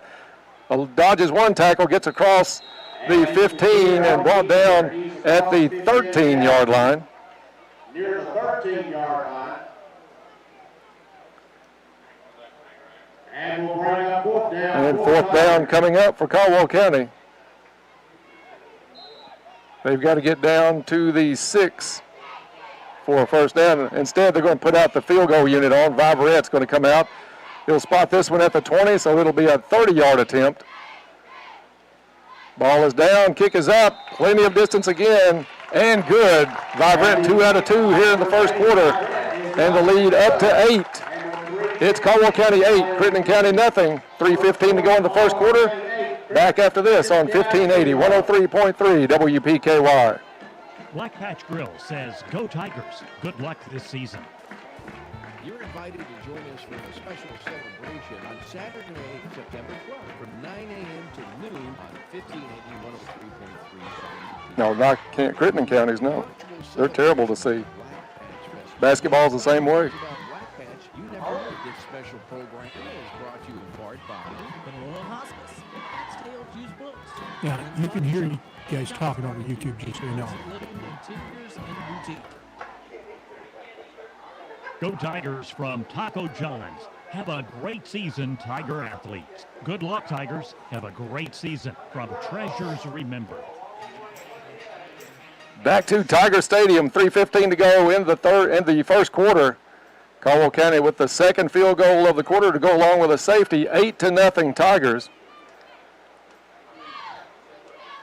And we were just talking with, may have gone over the air, public address announcer here at the stadium, Frankie Brown, also having the same trouble that Bob and I are with the numbers for Crittenden County. Just hard to pick up with those color schemes that Crittenden County wears when they wear those dark blue jerseys with the black numbers. And there's no definition around those black numbers, no white, that where you can focus in on the number. You can pick them up if you're 5 yards away from them, but we're probably 100 yards away from them. Yeah. Remember when we did the basketball game, Bob, we couldn't even pick them up courtside because they're so hard to see.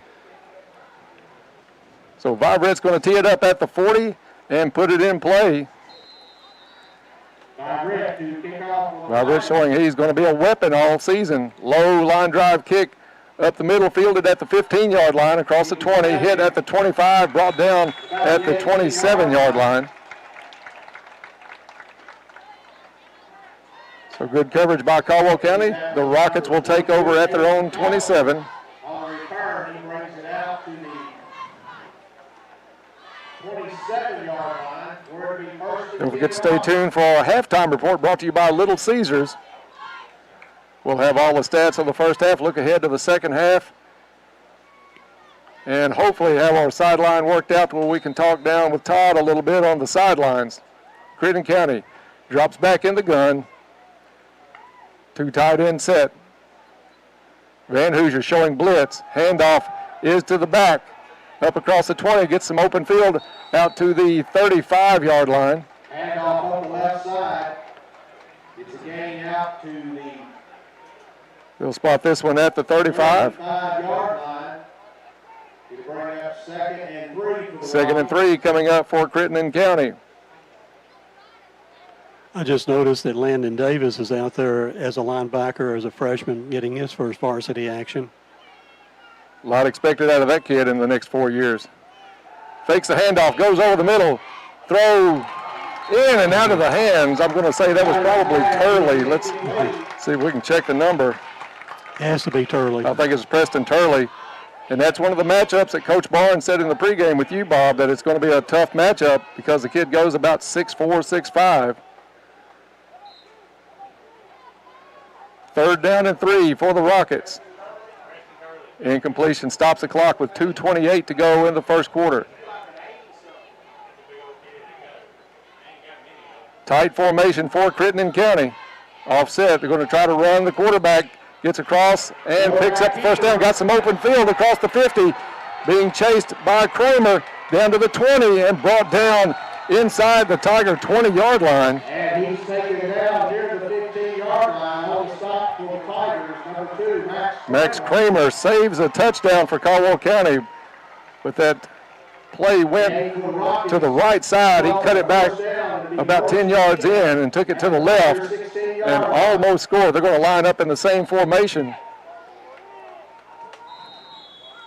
It's a 54-yard run by the quarterback at that time. And a timeout on the field by Caldwell County while they talk about that formation.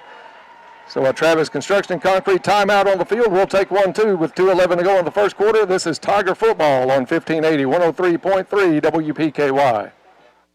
AFC Princeton invites you to come in and enjoy a meal. Or, of course, the drive-thru is always open. The restaurant is open with limited capacity. You'll find that posted on the front door. And all tables are set up for social distancing. You are encouraged to wear your mask when entering and exiting the business. There is no buffet at this time. All dine-in orders are packaged as if they are to-go orders. Enjoy your favorite meal at KFC on the Marion Road in Princeton. Dine-in, carry-out, or drive-thru. They are here to serve you. At First Southern National Bank, we place a high value on the well-being of our customers and communities. With that in mind, we are taking steps that demonstrate how much we care about you. Our drive-through lanes will be available for daily needs, while in-person services can be scheduled by appointment. Take advantage of our online banking, our mobile banking app, and a friendly team member answering your call. Visit fsnb.net to learn more. First Southern National Bank, member FDIC. And back to Tiger Stadium, 2:11 to go in the first quarter. Caldwell County up 8-0, but Crittenden County threatening. Ball on the 15-yard line and first down. It's going to be Kreider hit in the backfield and brought down for a big 5-yard loss. Elijah Shaheen making his presence known defensively, and that's not the last time that kid will make a play like that this season. Not the last. So Shaheen with the sack. Loss of 5, second down and 15 now for Crittenden County. Luke Kreider looking to the sideline to get the play. Two back set with him, one receiver to the right. Crider looks to the end zone, throws it up, and incomplete over everybody. Crider's pass is incomplete. Try to see on the coverage down there was And will bring up third down for the Rockets. number 17, Riley Orange for Caldwell County. Orange got some snaps in last season, Bob. He's a good player, good kid to have back there. Experience, we're really well experienced on defense, so we don't drop anything off when we bring in 3 or 4 of our defensive players that didn't get to start tonight. Davis out and Tripp Branch in defensively now. Man coverage with 2 receivers on the left side. Brings up a 3rd and 15 for Crittenden. Crider takes a snap, fakes a handoff, drops back, still looking, kind of scrambles around, nowhere to go. He's going to be hit in the backfield and brought down at the 25-yard line. He's taken down Number 50 on the tackle, John Paredes. on the 25-yard line. Going to say it's at the 26-yard line. Ball spotted at the 26. Brings up 4th down for the Rockets. 4th down for the Rockets.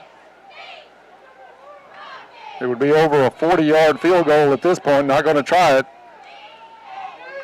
2 receivers set to the far side again for Crittenden County. Snap is back. Crider drops back. Looks over the middle.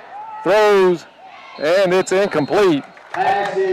Too low for the receiver at the 3-yard line. So turnover on downs. Caldwell County is going to take over at their own 26-yard line with 41 seconds left in the first quarter.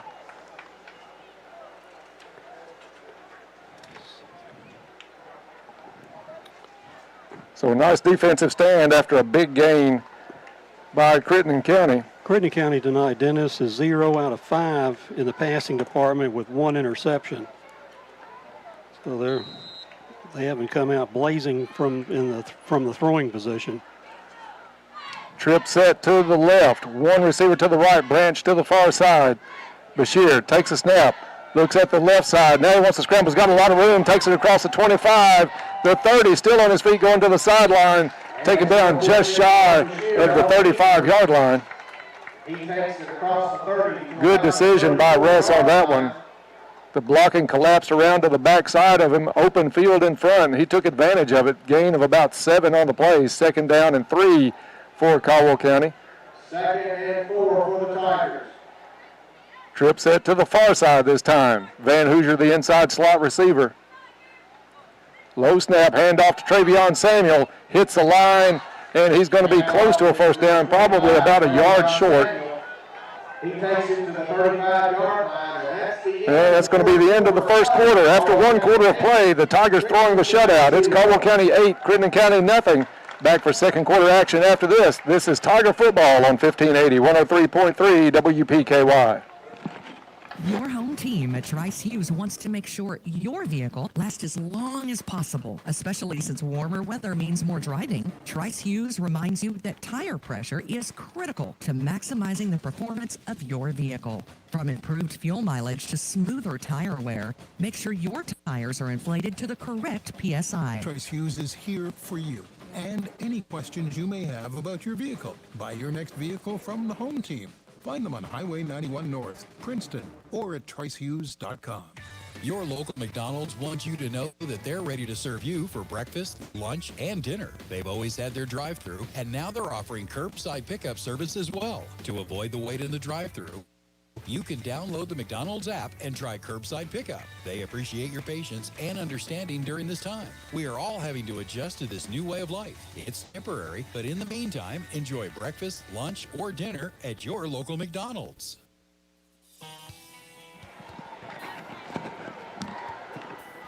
And back to Tiger Stadium as we get set for 2nd quarter action. Bob, tell us about who sponsors these quarters. I'm happy to, Dennis. Brought to you by Cozy Living, the 2nd quarter will be.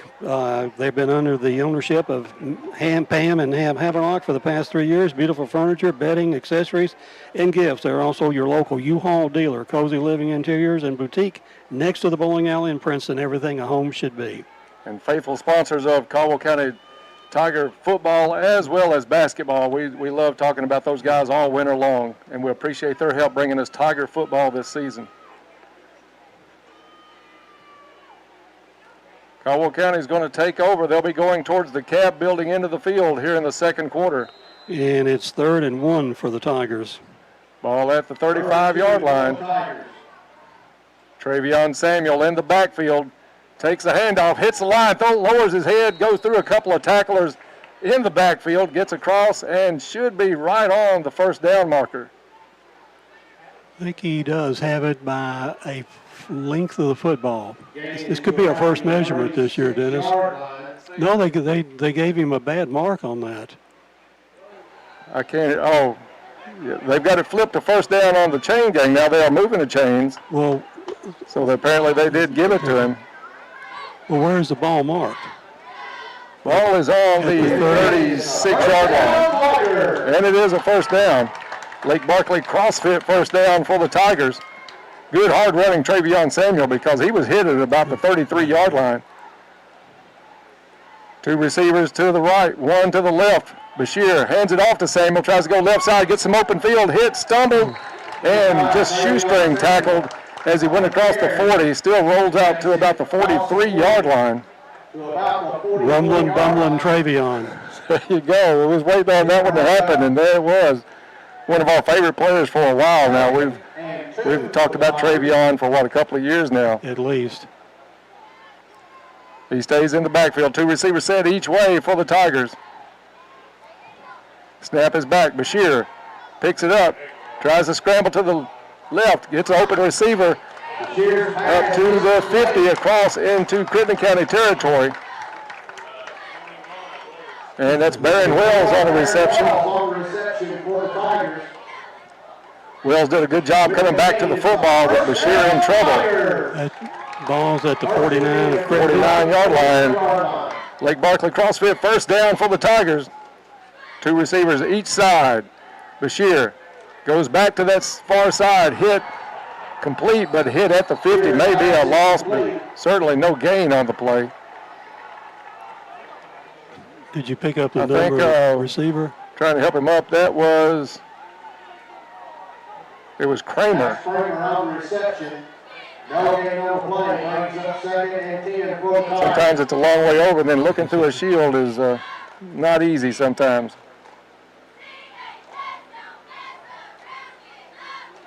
Bashir set to take the snap, drops back, goes to Samuel, complete at the 48, bounces off one tackler, spins, and gets across to the 40, inside the 40, but a flag on the play. Across the 40-yard line, there is a flag on the play. Wondering if they got Travion's face mask as he went across. I don't know. It was the only other player in the area at that time was Tate Van Hoosier, but it didn't look like Tate was doing anything out of the ordinary. I thought Tate initially signaled it's against the Tigers, but we'll see. He's still talking it over. Nice spin move by Travion Samuel after the hit. Picked up about 7 or 8 yards after the hit.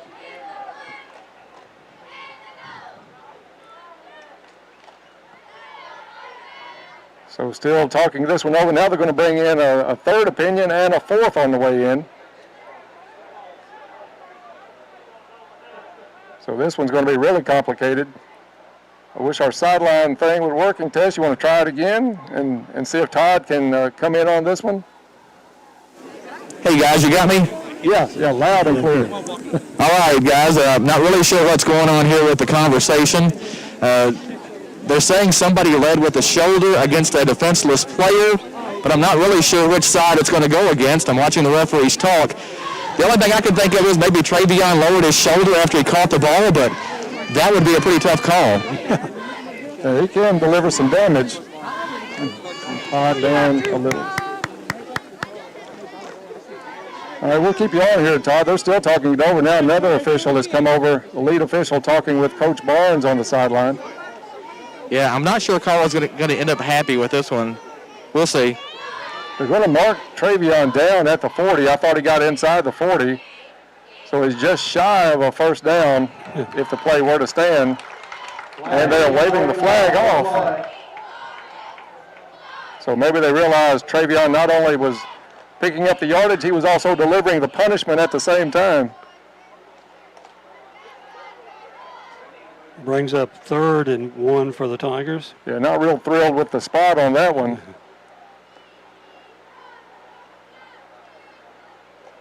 but it will be just shy of the first down for Caldwell County. And thank you, Todd, for that report on the sideline. Glad we've got that problem worked out. Second and a short one for the Tigers.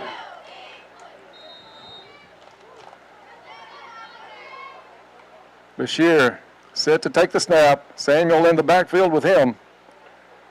Low snap. Bashir's going to keep it himself. Finds a hole on the right side. Gets across the 35. Still on his feet as he's hit at the 30 and down at the 27-yard line.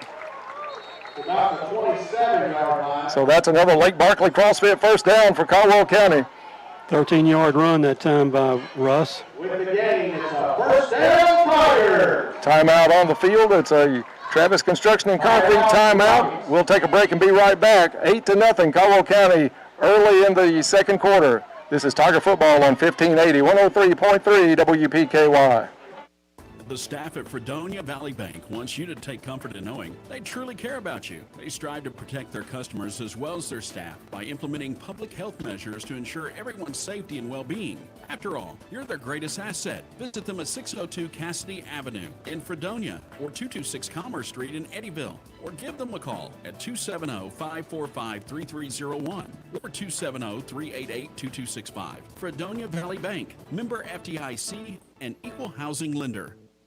Fortner Gas is a full-service propane company offering services in Western Kentucky. You'll find offices located in Princeton and Cadiz. They're your local and family-owned propane supplier. Browse their website and discover the many services and products available to you at Fortner Gas. You can shop in person or online, and they can answer any and all questions in person or on the phone. If they are already your propane supplier, they say thank you.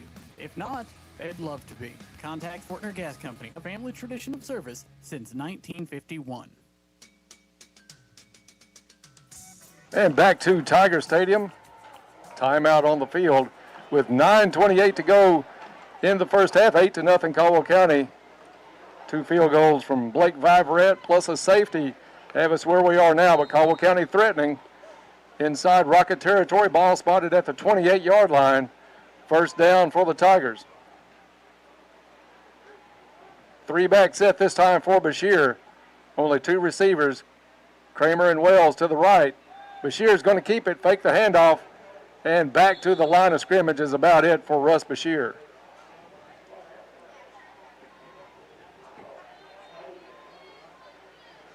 Don't forget at halftime, Bob will have all of the polyized stats of the first half coming up. That'll be on the halftime reports. Hope you'll stay tuned for that. And Bob, we neglected to mention, apparently Logan Smiley not able to play tonight. We had heard reports that he was injured, hasn't seen any action thus far. Second and 10 for the Tigers. Low snap, whistle on the play, flag from the far side. And procedure is going to be called against the Tigers. We'll back up 5 yards on that one. Illegal motion against the Tigers. 5-yard penalty. They put Travion in motion. I'm assuming he turned upfield just a little bit early. We'll bring up second and 15. Second down and 15 coming up for Caldwell.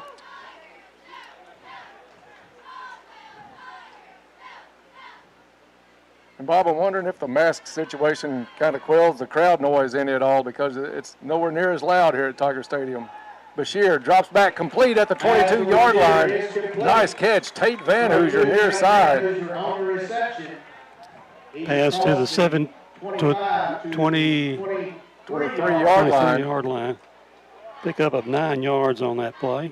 Good pass by Bashir. He threaded the needle between a couple of defenders, and a nice catch by Van Hoosier on the play. 3 receivers set far side. Trip Branch alone near side with Samuel in the backfield. Bashir rolls, got some pressure from the back, throws incomplete and out of bounds, but he took a big hit. Hops right back up. Tonight so far, Russ is 9 out of 13 passing stats and brings up 4th down for the Tigers. Crittenden County brought the pressure on that one from the far side, chased Bashir, and he didn't really have time to let that play develop. So 4th down for Caldwell County. Electing not to go for the field goal. A little bit of a breeze. The flag does stand out, apparently against the wind on that end. Bashir has some pressure. He's going to be brought down for a loss back at the 30. And Bashir is taken down. Samuel did a good job knocking one of them away, but there were two people coming after Bashir, and they were able to bring him down for a loss. So the turnover on downs gives it back to Crittenden County. They'll start 1st and 10 at their own 30-yard line.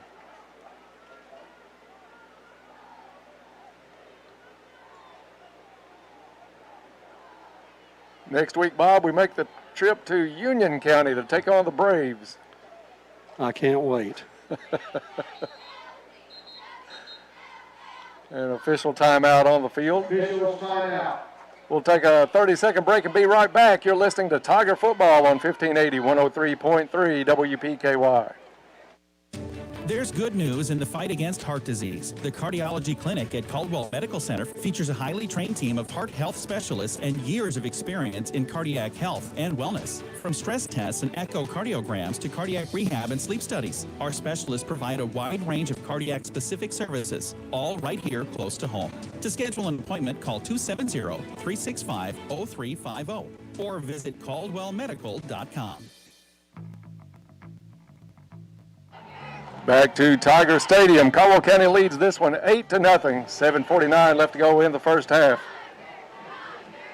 Bashir having a pretty decent night, Bob. He is having a real good night. 9 out of 13. I don't have his yardage figured up, but that will be done by halftime.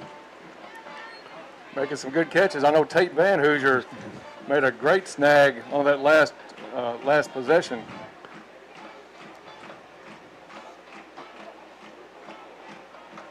So the Tigers throwing the shutout early in this one. These two teams met last year 36-14. Caldwell County with the win at Marion. Crittenden County brought a lot of folks back from a team that went 3 games deep in the playoffs last season. And really are a threat to go deep again this year, maybe even threaten for the Class A championship. So it's going to be Crider in the backfield. He sends 3 receivers to the right, a single receiver near side. Fakes a handoff, keeps it. Crider up the middle, hit at the 28 and brought down. Pickup of 2 yards to the 32-yard line. Looked like Landon Davis in on the tackle for Caldwell County. 2nd and 8 for the Rockets. 2nd down and 8 for Crittenden County. Clock running with 7.5 to go. First half. Well, surprisingly, I was able to pick up one of the numbers for Crittenden County. Fakes the handoff, Crider does. Slides through, somehow sneaks in to the 46-yard line. Takes it to the 36-yard line. Pickup of 4 yards on the play. 3rd and 4 for the Rockets. 3rd and 4 for Crittenden. 3rd down for the Rockets coming up.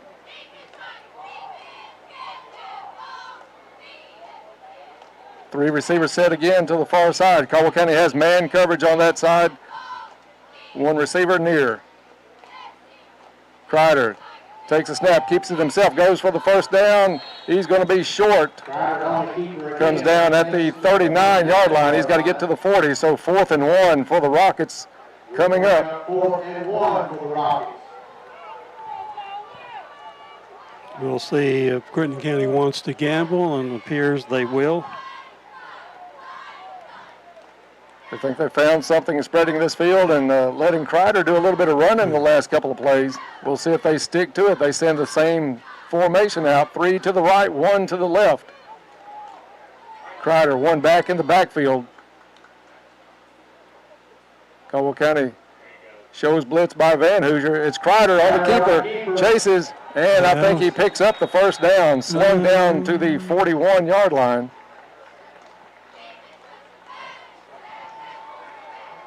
So very patient on the run by Crider. Tried to pick and choose where he was wanting to go.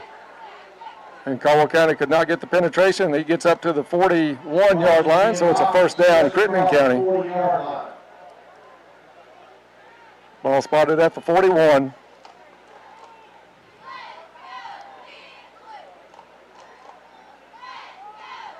A deep back and a slot back for Crider. He'll hand it to the deep back. Dodges one at the line of scrimmage, gets up to the 45, but a flag on the play back at the 38-yard line. Crittenden County wanted to hurry it up. Didn't realize flags on the field. That's going to stop play.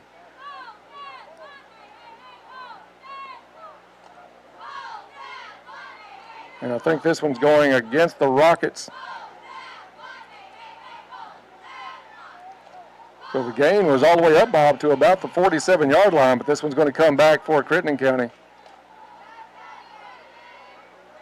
Illegal block in the back against the Rockets.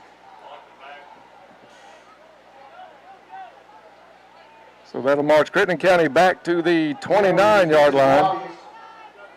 Moves the ball back to the 28-yard line. So first down and long. They've got to go all the way into Tiger territory to get a first down at the 49. Kreider takes a snap, hands off to the deep back. Chase to the right side. Pile comes down around the 32-yard line. Tabor on the carry up the right side. Tabor was on the carry. Across the 30 to Pickup of about 2 on the play. brings up second down for the Rockets. Second and still long for Crittenden County. 2 receivers to the left, 1 to the right. Snap is back to Kreider. He drops back. Caldwell County brings the pressure. Kreider turns, throws it away. And it's incomplete. We'll bring up third down for the It almost looked like Crittenden County Bob was setting up a screen, but nobody knew it except Kreider because Caldwell County had a lot of defensive players in the backfield fast. Kreider said, hey, somebody's supposed to stay in on that. It's going to bring up 3rd and 23 for the Rockets. Just about to fall into that 3rd and country mile category. Maybe a good one for Caldwell County to pin their ears back on this one. 2 receivers to the left, 2 to the right. Kreider puts a player in motion. Caldwell County brings the pressure. It's complete at the 32, up across the 35, 40, and back to about the original line of scrimmage before the penalty.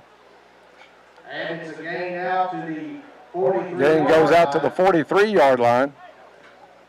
Still 4th down and about 8. First completion of the night for... I think this one's going to be called back. It is against Crittenden County. I think holding against Crittenden County. Penalty is against the Rockets. Moves it back to the 25-yard line. And the ball is going to be spotted at the 25-yard line.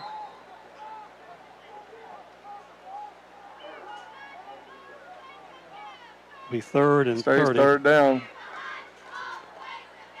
And that one officially in 3rd and a country mile.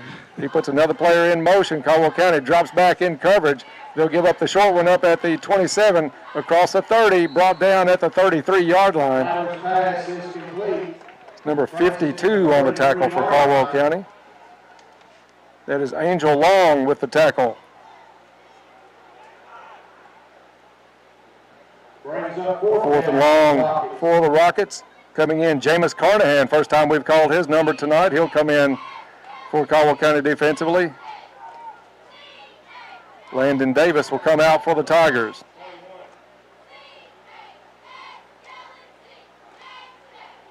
We'll see if they actually kick out of this formation very deep, and he does. He does the rolling punt, sort of like Branch. Big kick. It's going to drive Caldwell County all the way back. Ball rolls inside the 5, covered at the 4-yard line. And the Rocket punt rolls in at the 4-yard line. So a big kick by Crittenden County is going to pin the Tigers deep in their own territory. 61-yard punt that time.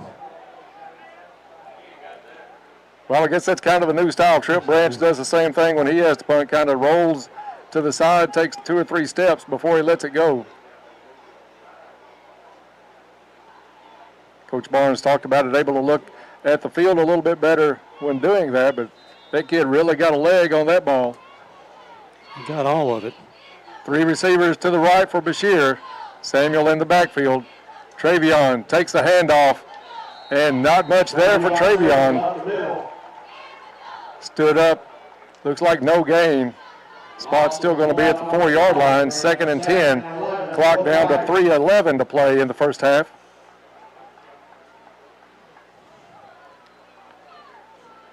Bashir moves Samuel to his left shoulder. 3 to the right for Caldwell County. He's going to go deep, looking for Kramer. It looks like complete all the way up to the 32-yard line.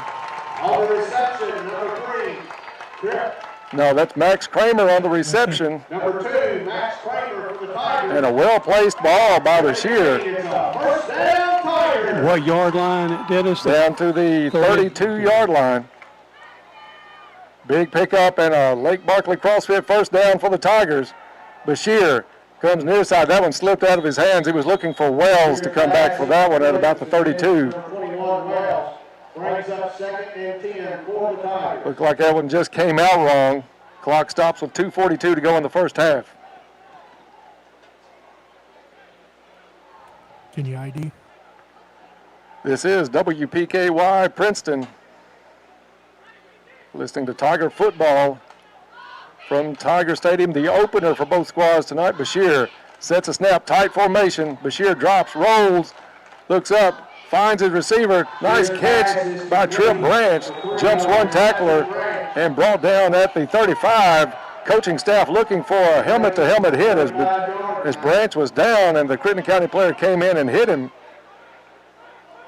Coach McGowan not happy at all with that one, pointing to the top of the head. I mean, that was visible from up here, Dennis. Yeah, that was through shields and mask. We could spot that one, Bob. Brings up 3rd and 7 for the Tigers. Bashir, fake handoff, rolls, hits Van Hoosier, and he's pushed out of bounds at the 46-yard line. Enough for a first down. Lake Barkley CrossFit first down, stops the clock with 2:03. 11-yard completion that time to Tate. So Tate will be part of 3 guys, split to the right. I think it's still Kramer far side. This time comes back to Wells. Wells gets a good block up the sideline, pushed out of bounds in Rocket territory. They'll spot it at the 46-yard line. Pickup of 8 yards on the play. Brings up 2nd and 2. And good thing about working that sidelines, it's stopping the clock each time. Still 1:57 to go in the first half.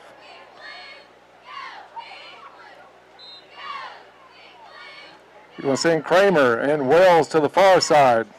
2nd and 1 for the Tigers. 2nd down and 1 for Caldwell County. Samuel in the backfield to the right of Bashir. So far, everything except for the first play on this drive has been through the air. Branch and Wolford to the near sideline. Snap back. Quick hit to Wells. He's got some room on that far side. Gets across the 40. Still on his feet. Stumbles. Goes out of bounds inside the 35-yard line.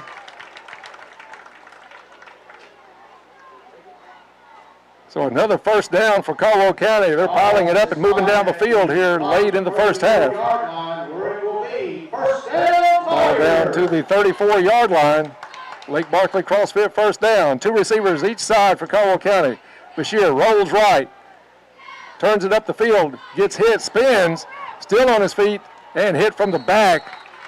Knocked down at about the 31-yard line. Dangerous play for Russ on that one as the tackle came straight from his backside. No sense of where the tackler was coming from. And the clock running with 1 minute 9 seconds to go. Now there's a timeout called on the field. Timeout, Tigers. And a Travis Construction and Concrete timeout called by Caldwell County. We'll be right back. You're listening to Tiger Football on 1580, 103.3 WPKY. Your local McDonald's wants you to know that they're ready to serve you for breakfast, lunch, and dinner. They've always had their drive-thru, and now they're offering curbside pickup service as well. To avoid the wait in the drive-thru, you can download the McDonald's app and try curbside pickup. They appreciate your patience and understanding during this time. We are all having to adjust to this new way of life. It's temporary, but in the meantime, enjoy breakfast, lunch, or dinner at your local McDonald's. U-Ride has upped their game. As a matter of fact, it's a whole new ball game. It's an all-new sales team, bringing 33 years of experience to work for you. They're here to serve your vehicle needs from start to finish, and they do it all safely with a personalized hometown feel. More variety with better quality. On-the-lot financing. And you can apply safely online at uridesales.com. Call for an appointment today with one of their friendly sales staff. U-Ride on the Marion Road, Princeton, 270-365-3018. Back to Tiger Stadium. 1:08 left to go in the first half. Caldwell County leads this one 8-0. Both teams coming back out on the field after the timeout. And just got a note from Todd down on the sideline. Tonight will be Johnny Stone's 50th season, Bob, to run the clock and scoreboard for Tiger football. So congratulations, Johnny Stone, on a long career with the Tigers. We appreciate everything he does. And what's worse, he couldn't hear us say that, Dennis. Plexiglass between us. Plexiglass. A new era of Tiger football. Ball gets through Bashir's leg. He's able to pick it up at the 45, runs, throws down the field, and just kind of gets rid of it. Did have a receiver. He was going towards Van Hoosier. And you're going to have third down for the Tigers. Russ has kind of struggled a little bit tonight receiving low snaps. He's done a good job up until that one. And usually Dalton Haney has just been picture perfect. I'm sure Dalton's at center, but he's had to work tonight to get the ball back to Russ. So that'll bring up third down and 7 for Caldwell County. 1 minute even in the first half. Bashir, Travion on his left shoulder. Crittenden County shows blitz. They bring the pressure up the middle. Bashir never had a chance. He's brought down all the way back at the 40-yard line. Actually, 41-yard line. Nobody able to pick up the blitz for Caldwell County. Fourth down and long for the Tigers. They've got to go all the way to the Rocket 24-yard line for a first down. So 2 receivers each way for Caldwell County. Crittenden showing no signs of pressure on this one. They're just going to try to drop back and prevent Caldwell from picking up that first. 4-second difference on the play clock and the game clock.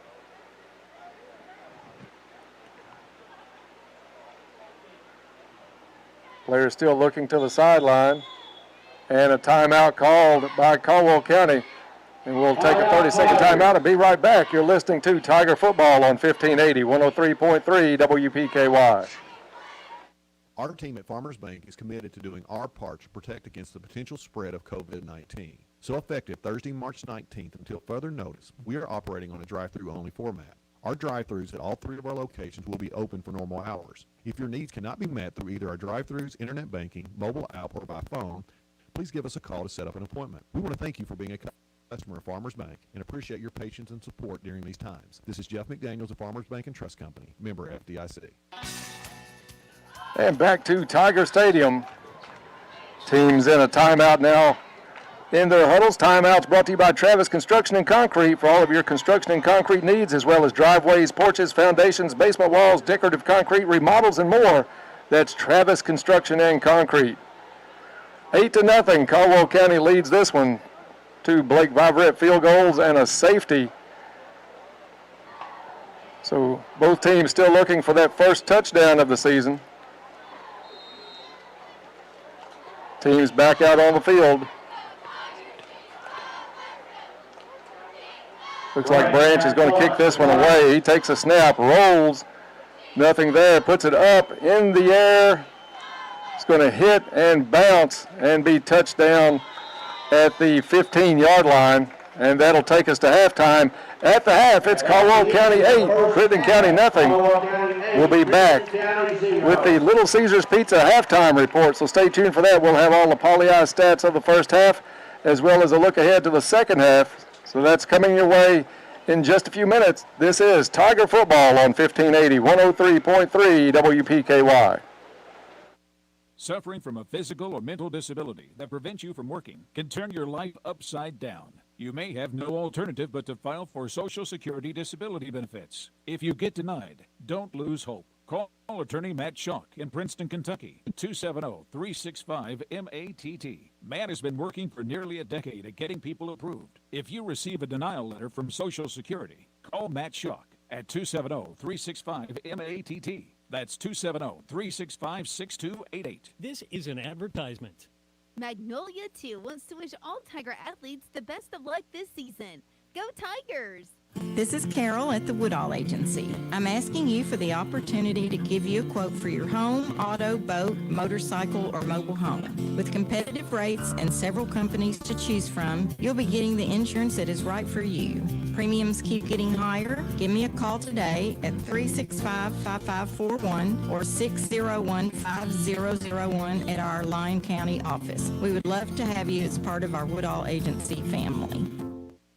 As a community-owned enterprise, the Princeton Electric Plant Board provides services to the people in the Princeton area. One of the services they provide is to make sure the lights are on over our fields and courts for our Caldwell County Tigers. From everyone at the Princeton Electric Plant Board, good luck to all of the Caldwell County Tigers and hopes for a safe season. And a big electric roar to their Tigers. Tate Van Hooser, Addie Vinson, Lily Horde, and Easton Kizzy. Planters Bank, located at 208 North Jefferson Street, is locally owned and operated with a strong, sincere focus on customer service. Planters Bank has a diverse team of seasoned professionals in Western Kentucky and Clarksville, Tennessee. Since first opening their doors, Planters Bank has made a name for itself as an energetic player in the financial services market. Stop by and talk to the friendly folks at Planters and find out about the You Choose Rewards program. Planters Bank, member FDIC and equal housing lender.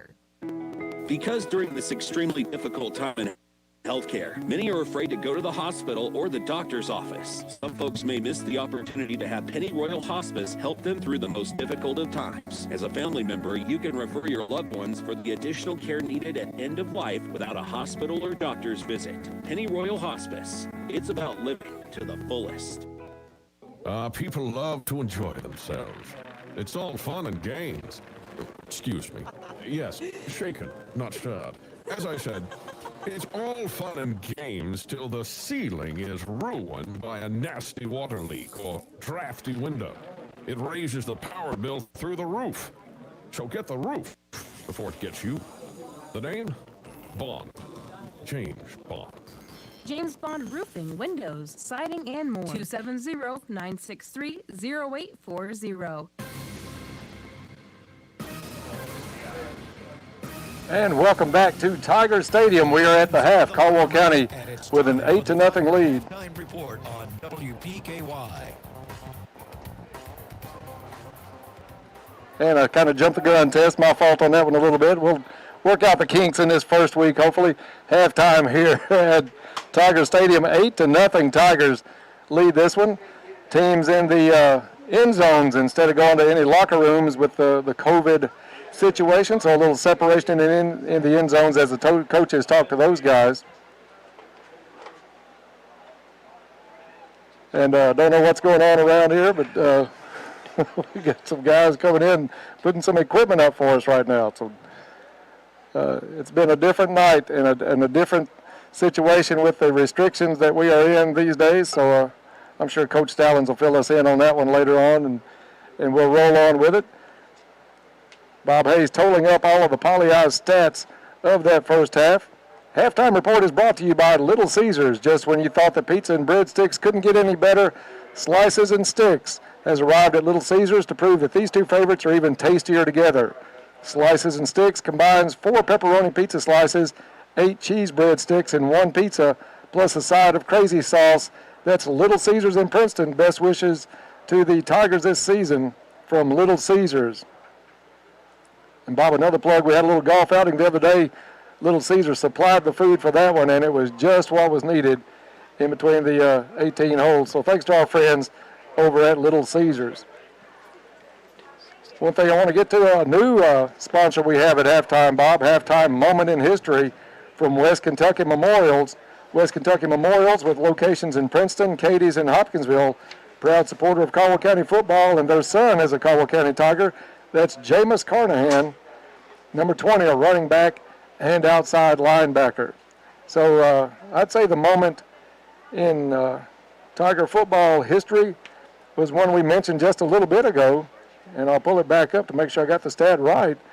Tonight will be Johnny Stone's 50th season to run the game clock and scoreboard for Tiger football. So congratulations to Johnny, and we appreciate everything that he has done over the years for Caldwell County football.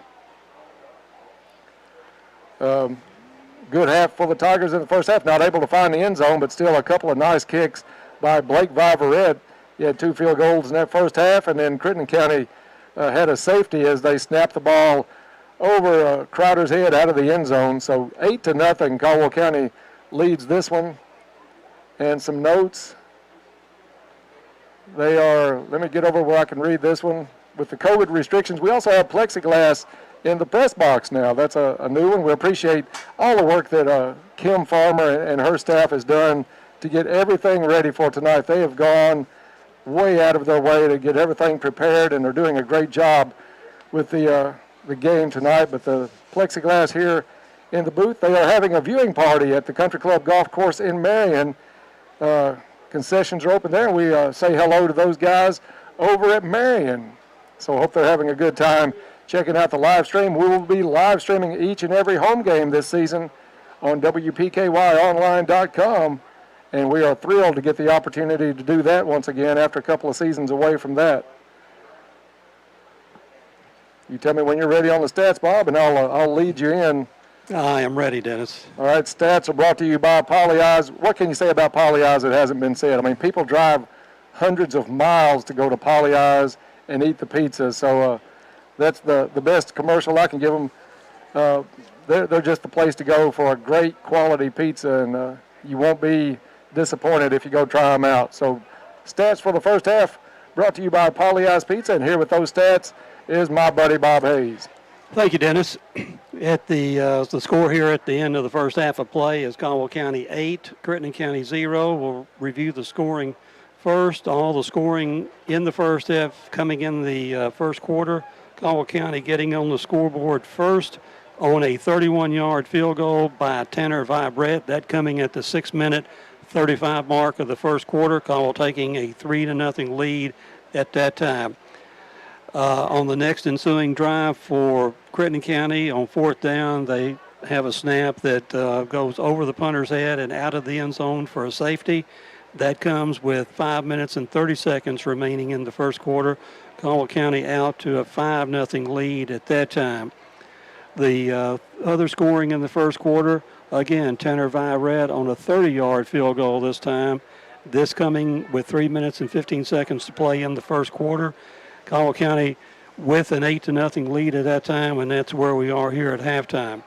For the Tigers, stats-wise, Russ Bashir, 15 out of 20 so far in the first half, 0 interceptions for a total of 168 yards. He hit 5 different receivers in the first half. Baron Wells with 5 catches and 43 yards. Tate Van Hoosier, 4 catches, 52 yards. Tripp Branch, 3 catches for 36 yards. Max Kramer, 2 catches for 28 yards. And Travion Samuel, 1 catch for 9 yards. Total of 168 yards through the air for the Tigers. On the ground, been kind of a tough night for the Tigers. Russ Bashir carrying the ball 12 times in the first half, only with 12 yards, and a lot of his situation depending on a sack the last time, 2 or 3 times thrown for losses. So Russ, 12 carries, 12 yards. Travion Samuel, 9 carries, 19 yards. Travion yet to get through the line and bust anything upfield. So the 21 carries for the Tigers in the first half on the ground, netting 31 yards. Total yardage for the Tigers in the first half, 199 yards. For Crittenden County with only really 1 drive of any significance in the first half. They have 14 rushes tonight for 78 yards, a big rush coming by the quarterback on a 49-yard run. You take that out of the mix, and they really have not picked up much. In the air, the quarterback Crider, 2 out of 8 with 1 interception for a total of 16 yards. So the Crittenden County Rocket total offense tonight is 94 yards and really only crossed midfield one time in the first half, that by virtue of that 49-yard run by the quarterback. So it's still a close game, Dennis. That's the irony of this whole thing. Caldwell County has outplayed Crittenden County, and yet Crittenden County can score, go for the two-point conversion, and we be knotted up at 8-8. So yeah, well, one possession game after Caldwell has, like you said, dominated, except for that one long play that Crittenden County had. It's been a good job by the Tigers, just having a little trouble when we get down in scoring range to avoid the penalties or keep it away from fourth down. So maybe we'll work that out here at halftime and put some more points on the board. We do note that Crittenden County, having deferred on the opening toss, will receive the kickoff to start the second half. So again, Caldwell County needing to come out and establish their will, if you will, on defense on that first drive of the third quarter by Crittenden County. Crittenden County's big leading running attack is yet to materialize tonight. Their big play was by their quarterback, Tabor. I'm not sure how many times he's carried the ball, but they've Crittenden County has put 2 or 3 different looks at the Tigers tonight.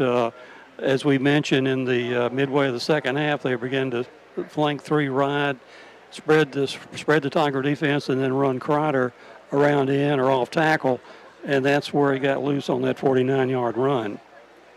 Just about 4 minutes to go before we kick it off in the second half. I want to take a look at the scoreboard. Scoreboard this season brought to you by Goodwin Insurance. Goodwin Insurance is your locally owned independent insurance agency capable of handling all of your insurance needs. Goodwin Insurance is a proud sponsor of Caldwell County Athletics. Shout out to the 2021 senior class and a special shout out to Goodwin's own seniors Jordan and Leighton Hammett. And look at the scoreboard here. As we said, Caldwell County leads this one 8-0. A future opponent for Caldwell County score just came in. And Mayfield playing McCracken County tonight. That's a good one. McCracken County up 13-0 at the half.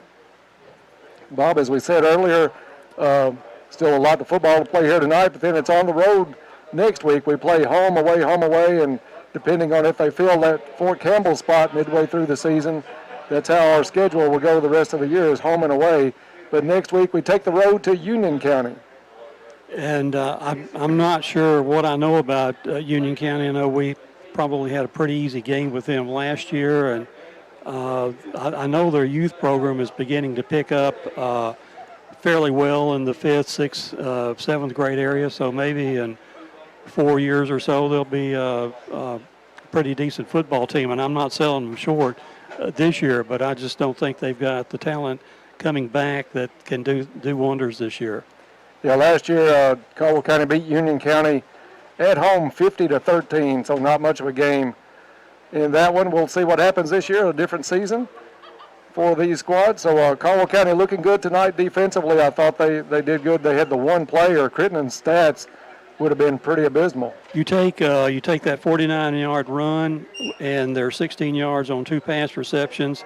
That's 65 yards of their 78 total offense. So other than that, they have been completely stymied. Yeah, 3 plays, and they haven't gone anywhere outside of that. So good job by that Tiger defense. Just got to get this offense, and we knew it would be a little bit slow coming in. These teams, nobody around the state's really had a chance to hit in practice, to do a lot of scrimmages, and take part like they normally do with the 7-on-7s early in the year and the 2 scrimmages in preseason. So it's going to be a learning process for everybody filling out these offenses. So Caldwell County still with some time to get that worked out here tonight, as we're about 1:20 left before we kick it off. That's going to do it for us here on the halftime report. Halftime report, as we said, brought to you by Little Caesars Pizza. Just when you thought that pizza and breadsticks couldn't get any better, they have slices and sticks at Little Caesars.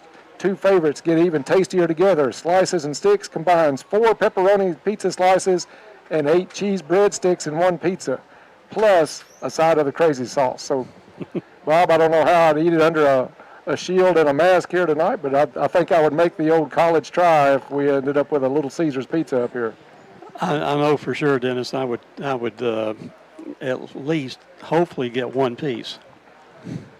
And I'll tell you what, let's take it down to the sideline here before we start out the second half with Todd Griffin.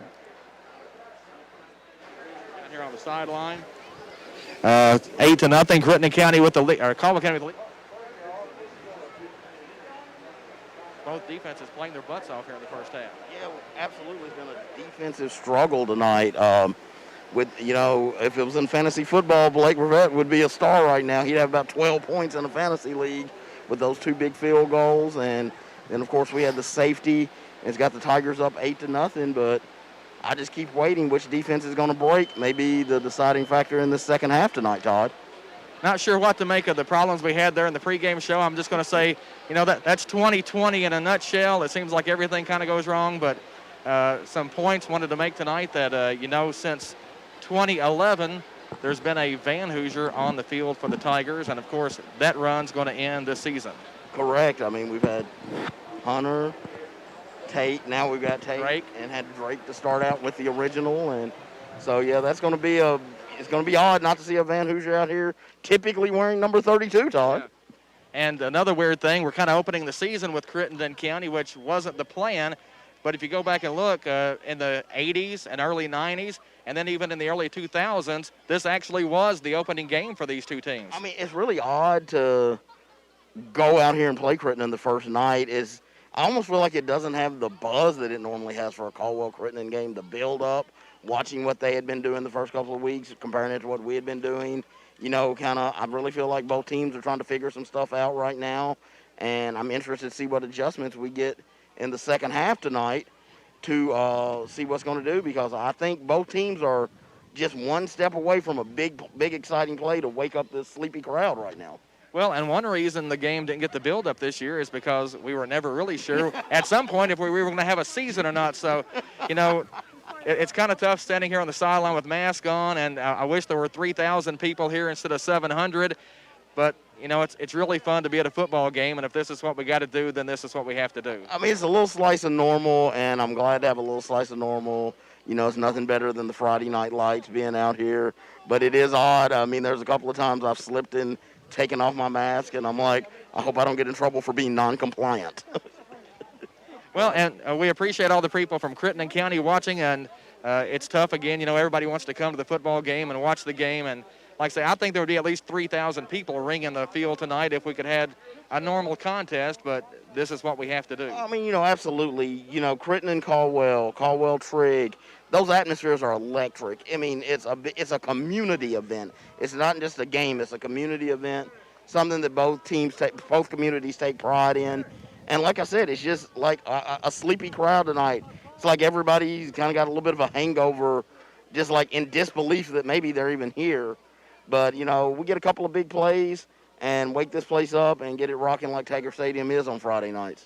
But the game has been really competitive, though. It hasn't always been pretty, but I think these guys are really out here competing on both sides. Well, I think you're looking at just two superb defensive teams, and you're seeing good defensive teams make it tough on offenses, and neither one's giving the other anything, and they're making them earn it. And, I mean, I've just seen some great individual effort tonight on defense to make some big plays, and I expect to see a whole lot more big plays in the second half. Well, and these are a pair of top 10 teams, Crittenden County in 1A, Caldwell County in 2A. Both teams expecting to have big seasons. Right. I mean, you're coming out of the gate playing against a playoff team with no scrimmages and very few live practices. So, it's only going to get better tonight, Todd. Crittenden County is going to get the ball to start the second half. Dennis, back up to you and Bob. Thank you, Todd and Chris, for that. And, Chris, you're right. This is a playoff team. Crittenden County, we'll get to the levels there. Crittenden County preseason in the BluegrassPreps.com rankings number 4 in 1A. Caldwell County rated down at number 9 in 2A. So 2 top 10 teams here meeting in what became the first week of the season here at Tiger Stadium. A report from John Miller. Bob, 344 people watching our live stream tonight. That's wonderful, and as the keys to the game, as we talked about pregame, Dennis, we figured we'd have a close game. We figured it'd be a low-scoring game, and we thought maybe a field goal could decide it. Turnovers, no team has had a turnover tonight. Been kind of sloppy play at times tonight, but it's just kind of measuring up to what we expected to see. Well, I think Crittenden had the one interception. We intercepted them the one time. Was it? But a pretty clean game, just hard hitting. Crittenden's going to fake the reverse up the middle on the kickoff and brought down at the 23-yard line. And, Bob, I'll let you tell us who sponsors the third quarter that we just got into. And it is being sponsored by Cozy Living Interiors and Boutiques, been under the ownership and management of Pam and Haverlock for the past 3 years. Stop in out there. That store is full of furniture, full of knickknacks, bedding accessories, gifts. They're also your local U-Haul dealer. Cozy Living Interiors and Boutique, next to the bowling alley in Princeton, everything a home should be. And just underway here in the third quarter. Caldwell County leads this one 8-0. Crowder drops back, gets a little pressure, goes over the middle, wants to go deep, intercepted. Barron Wells at the 45-yard line, turns it back up the field, and he's got a chance to go all the way. The 10, the 5, touchdown Tigers. That's the one we've been looking for. Barron Wells with the pick and 45-yard return. Caldwell County 14-0 now over Crittenden County. Crowder kind of threw that in a double coverage. Where was the ball marked? The 22, I think it was, Bob. So Viverette will come on for the extra point attempt. It's going to be Barron Wells on the hold for Caldwell County. Kick is up. Line drive kick. Finds the uprights, and it's good. Extra point is good. That's a Taco John's extra point, and that makes it Caldwell County 15 and Crittenden County nothing.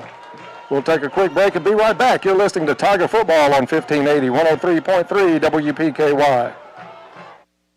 U-Ride has upped their game. As a matter of fact, it's a whole new ball game. It's an all-new sales team, bringing 33 years of experience to work for you. They're here to serve your vehicle needs from start to finish, and they do it all safely with a personalized hometown feel. More variety with better quality. On-the-lot financing, and you can apply safely online at uridesales.com. Call for an appointment today with one of their friendly sales staff. U-Ride on the Marion Road, Princeton, 270-365-3018.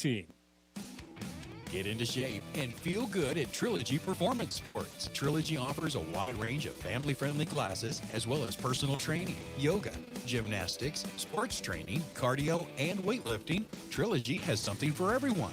Trilogy now offers an app with online workouts, live classes, nutrition tracking, and more. Search Trilogy Performance Sports in your app store. Use sign-up code 1824. For app info and more, follow them on Facebook. Back to Tiger Stadium as Viverette tees it up at the 40-yard line after the Barron Wells interception return. 45-yard pick six, and Caldwell County leads this one 15-0.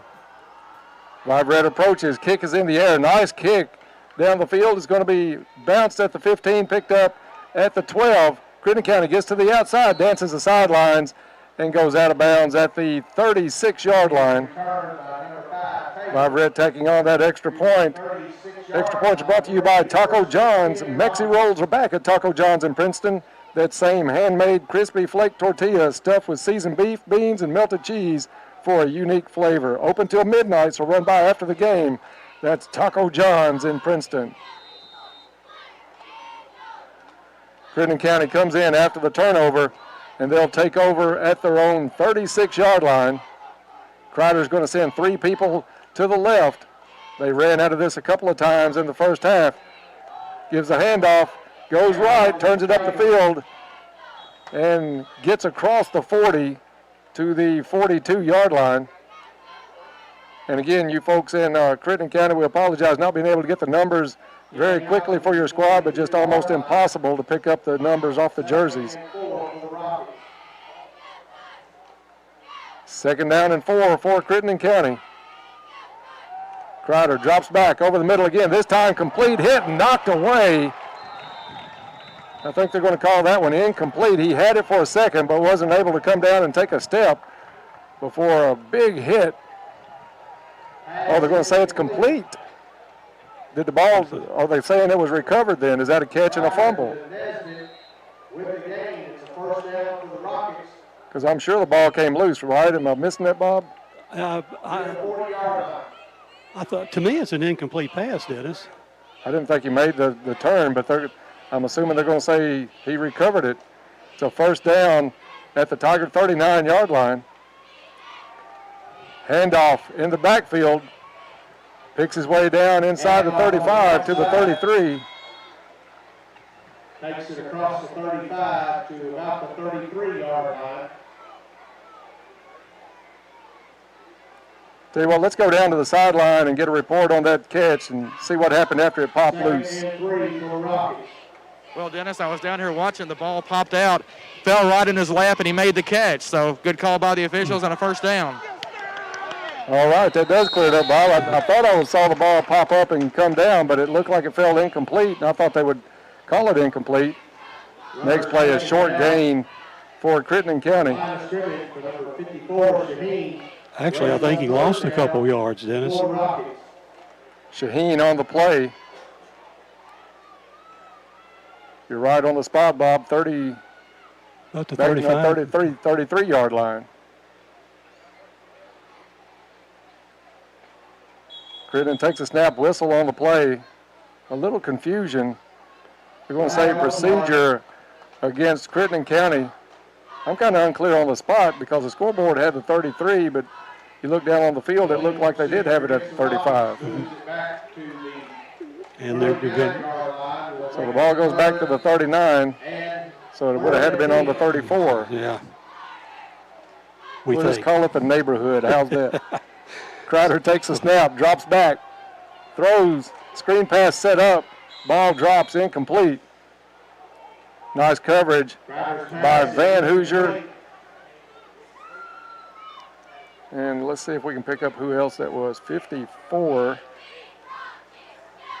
Brings up fourth down for the Rockets. Is Elijah Shaheen. Elijah Shaheen.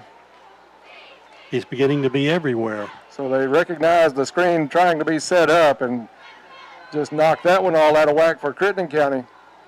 And Crittenden County is going to go for it here. 4th and 10. Snap back to Crowder. He's got some pressure in the backfield. Sack all the way back at midfield. And speaking of making his presence known, number 54 again, Elijah Shaheen. He's come to play the second half. That kid is a beast, man. He started showing signs of it last year. So the turnover on downs is going to give it back to Caldwell County at the Tiger 49-yard line.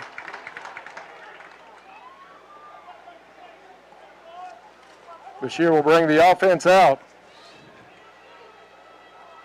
Still looking for that first offensive touchdown of the season. Isn't that unique? 15 points and none of them been offensively. Swing pass. Travion Samuel gets hit, and he's going to get thrown for a loss. Crittenden County did a good job stringing that one out. Loss of 4 on the play, back to the 45-yard line. 15-0, Caldwell County leads this one. An early second half interception by Barron Wells. Bashir takes a snap of flags, will blow this one dead. We'll see what the call is on the field. It's going to back Caldwell County up. And another false start by Caldwell County. Illegal procedure against the Tigers moves it back to the 40-yard line. So the ball spotted at the 40-yard line now. Brings up 2nd and 19 for the Tigers. 19 for the Tigers. Penalties have been a little bit of a problem tonight for the Tigers. 2 receivers to the far side. 2 tight end set for Caldwell County. Bashir wants to go down the middle, looking for Branch. Branch turns, tries to make the catch in traffic. Incomplete. Incomplete. Was intended for number 3, Tripp Branch. Looked like Tripp used a little basketball skills in that one. Saw the ball up, did kind of a block out trying to get back to it. But he had another defender right on his left shoulder. They've got him double covered, and he's been pretty well double covered all night long. 2 receivers each way for Caldwell County with Samuel to the right of Bashir.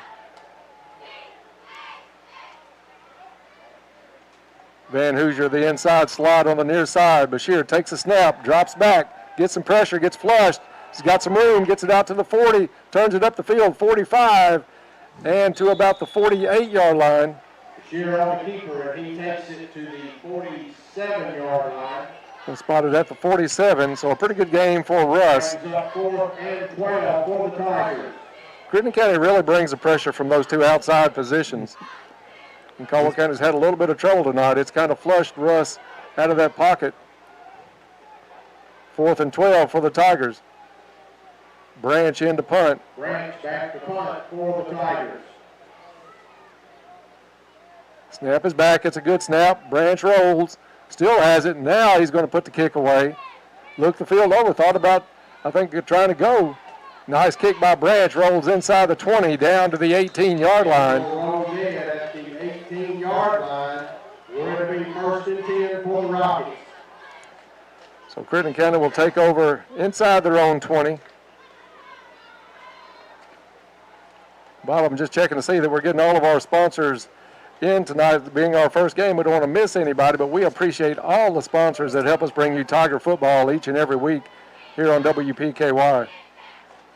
Coming up after the game, we've got some awards to give away. The Athletic Center play of the game, Big Boys Barbershop quick cut, C3 Electric Power Line play of the game, and the Coleman Auto Parts catch of the game. Right now, that's got to be the long pass to Trip Branch. It's in the lead for that one.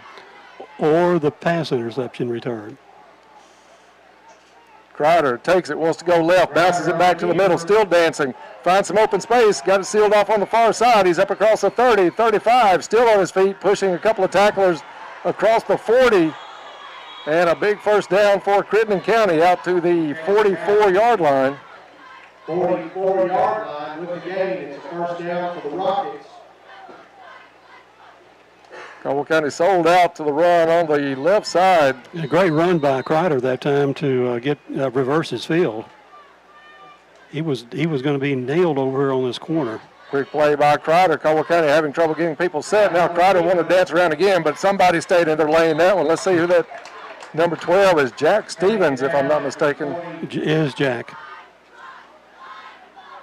43-yard line. Good job by Jack to be on that side. Crittenden thought about running that same thing. You could tell Crider wanted to turn it back to the right side, looked up and saw a big number 12 right in his way. And if 12's there, he's going to make the hit. You will be hit. So Caldwell County getting a lot of reserves in throughout the game, Dennis, so we ought to be really well positioned for the fourth quarter. Crider, swing pass complete at the 45, up the field to the 48-yard line. They're going to spot it at the 49. The Rockets in kind of a hurry-up offense. Not giving the Tigers a lot of time to get back to the line of scrimmage. 3rd and about 5 for the Rockets. 3rd and 5 coming up for Crittenden County. 2 receivers each side for Crider. Snap goes back. Handoff. Hits the line on the left side. Cuts it up. Enough for a first down into Tiger territory across the 40 to the 39-yard line. Rockets finding some success with the run as they try to look to get on the scoreboard for the first time tonight. 15-0 Caldwell County with 5:40 to go in the third quarter. Split receivers each way. Crider, another handoff. They hit the left side again. Spin move. Not much there this time for the Rockets. Maybe back to the original line of scrimmage. I think they're going to give him the original line of scrimmage. No gain on the play. Tabor on the carry for Crittenden County. 2nd and 10 for the Rockets. Xander Tabor is a load. I mean, the kid's a good back. Crider calls for the snap. Fakes the handoff. He's got some pressure in the backfield, and he's going down. Tate Van Hoosier was there first. Stopped Crider in his tracks. Crider taken down in the backfield. And coming in to help finish it off was number 52, Angel Long. Ball spotted all the way back at the Tiger 47-yard line. 2nd and 17. Third down and long for Crittenden County coming up. Crider drops back. Caldwell County came hard. They set up a screen. Crider overthrows his intended receiver at the 45. Pass is incomplete. Brings up 4th down. Bob, that was well set up screen, but the throw off just enough. Well set up, but the quarterback under a little bit of pressure that time just overthrew his receiver. I think Caldwell did get back there so quick it rushed him, and he didn't lay the ball on a wide open receiver.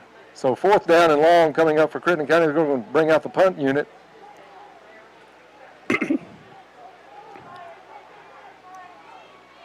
Going back deep is Barron Wells for Caldwell County. And a timeout called by the Tigers. A Travis Construction and Concrete timeout. We'll take 1-2 and be right back. Caldwell leads this one 15-0. This is Tiger football on 1580, 103.3 WPKY. Our team at Farmers Bank is committed to doing our part to protect against the potential spread of COVID-19. So effective Thursday, March 19th until further notice, we are operating on a drive-through only format. Our drive-thrus at all 3 of our locations will be open for normal hours. If your needs cannot be met, drive-thrus, internet banking, mobile app, or by phone, please give us a call to set up an appointment. We want to thank you for being a customer of Farmers Bank and appreciate your patience and support during these times. This is Jeff McDaniels of Farmers Bank and Trust Company, member FDIC. For a delicious meal, try Kay's Kitchen in Princeton. They have great home cooking, just like Mom and Grandma used to do. Enjoy cooked order breakfast every day, all day. Daily lunch specials include favorites like open-faced roast beef, grilled chicken tenderloins, country fried steak, smoked pork chops, and catfish and shrimp on Fridays. All your favorite veggies, too. And don't forget Kay's homemade desserts. Open Monday through Thursday, 5 to 2, Friday, 5 a.m. to 8 p.m., and Saturday, 5:30 to 11. Kay's Kitchen, 501 North Jefferson Street, Princeton, 1 block from the courthouse. Back to Tiger Stadium, 4:23 to go in the third quarter. Tigers lead this one 15-0. 8 points in the first half, 6 off the foot of Blake Vivereth, and you got the safety from Crittenden County. Well, they snapped it out of the end zone just in the second half. Barron Wells picked off a pass at the 45 and took it to the house. Vivereth tacked on the extra point, 15-0 Caldwell County. Maybe Caldwell County called that timeout, Dennis, because they thought they might do something tricky out of punt formation here. We'll see. So Wells back deep at his own 10-yard line. This one kind of shanks over towards the sideline, takes a Crittenden bounce down to about the 20. You know the kid's got a leg. He had a 61-yarder, I think it was, earlier in the ball game. And the ball is out of bounds at the 21-yard line. So Caldwell County will take over at their own 21-yard line. This year we'll try to get this offense into the end zone first time this season.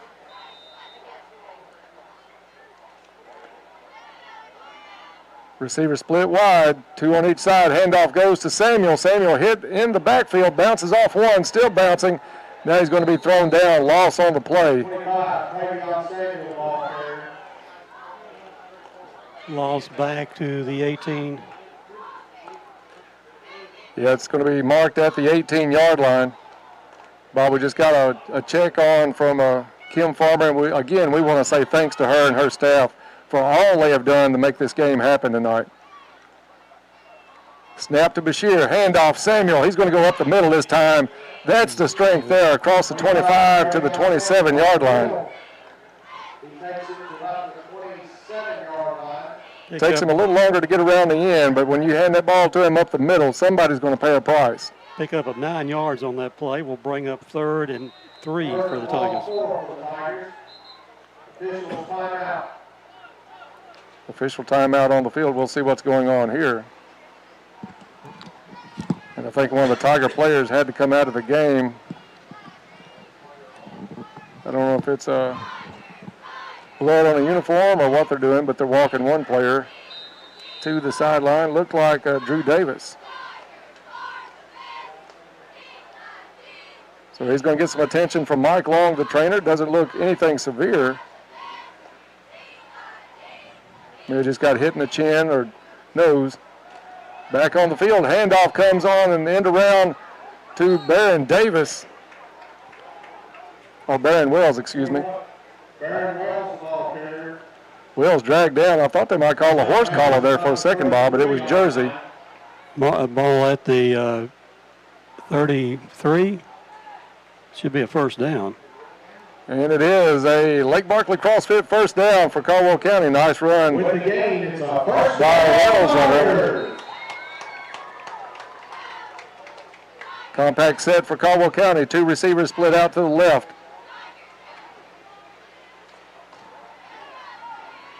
Travion to the right side of Bashir. Takes the handoff. Changes direction. Comes up. Picks up a good 4. Travion Samuel on the carry. He takes it to the 38-yard line. 38-yard line.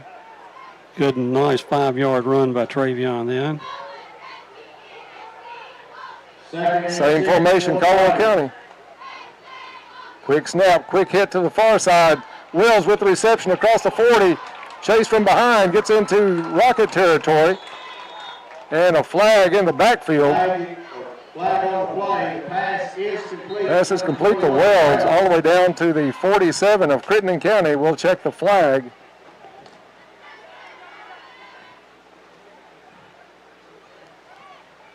Still waiting on a signal. Flag was thrown in the backfield about where Tate Van Hoosier had maybe hit the ground. roughing the passer, maybe.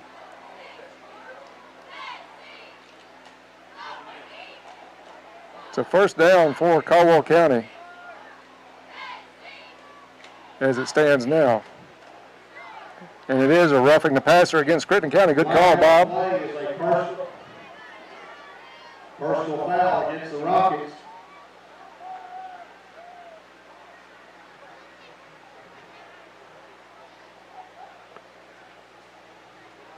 So the ball right now spotted at the 47-yard line of Crittenden County. Apparently you don't mark the penalty off if you take the play. I always thought they maybe tacked on the penalty at the end of that play. And they are. Here they go. I thought a personal foul's tacked on any time, but there's been games last year we kind of scratched our head when they would tote it up and down the field before they settled on the spot to spot it in. The penalty marks it all the way down to the Rocket 31-yard line. First down, Tigers. So first down and a 15-yard penalty has Caldwell County in some nice area right here. And time escaping off the clock for Crittenden County. Kramer and Wells split to the far side. Bashir set to take the snap. Bobbles it on the ground, still loose. Crittenden County saying they have it. Ball on the play. We'll see. Getting the pile up. And it looks like Caldwell County keeps possession. Tigers recover. Loss all the way back to the 39-yard line. 1:51 to go in the third quarter. Caldwell County leads this one 15-0. Bashir set to take the snap, and that one gets away. He bobbles that one. He's back in midfield being chased. Got a lot of company. He's going to be dragged, almost dragged down at the 50. Gets it back to the 48-yard line. So Bob, Caldwell County's had a little trouble here. They'll get the ball down like they had it here at the 31-yard line, and then either penalties or a couple of bobbled snaps. And next thing you know, it's long distance from midfield. Ball spotted at the 47-yard line of the Rockets. The first down is the 21. So third and, I don't like to do math much, 26 we'll call it. Something like that. Kramer and Wells, far side. Van Hoosier Branch, near side. Third and long for the Tigers. Samuel to the left. Quick hit over to Wells. Wells gets it at the 50, turns it up the field, down the sideline, across the 35, still in bounds, knocked out just shy of the 30. Pass is complete to number 21, Wells. And they're going to pull it back on the spot to the 33-yard line. Pickup of 14 yards. So fourth down and still long for the Tigers. The 4th and 12 for the Tigers. Goes out of bounds, stopping the clock with 37 seconds left in the third quarter.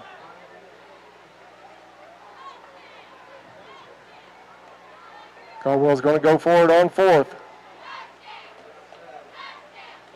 Snap back. Bashir looks it over, wants to go across the middle, into traffic, in and out of the hands of Trip Branch. Had to go high for that one. Inside 3 defenders and incomplete.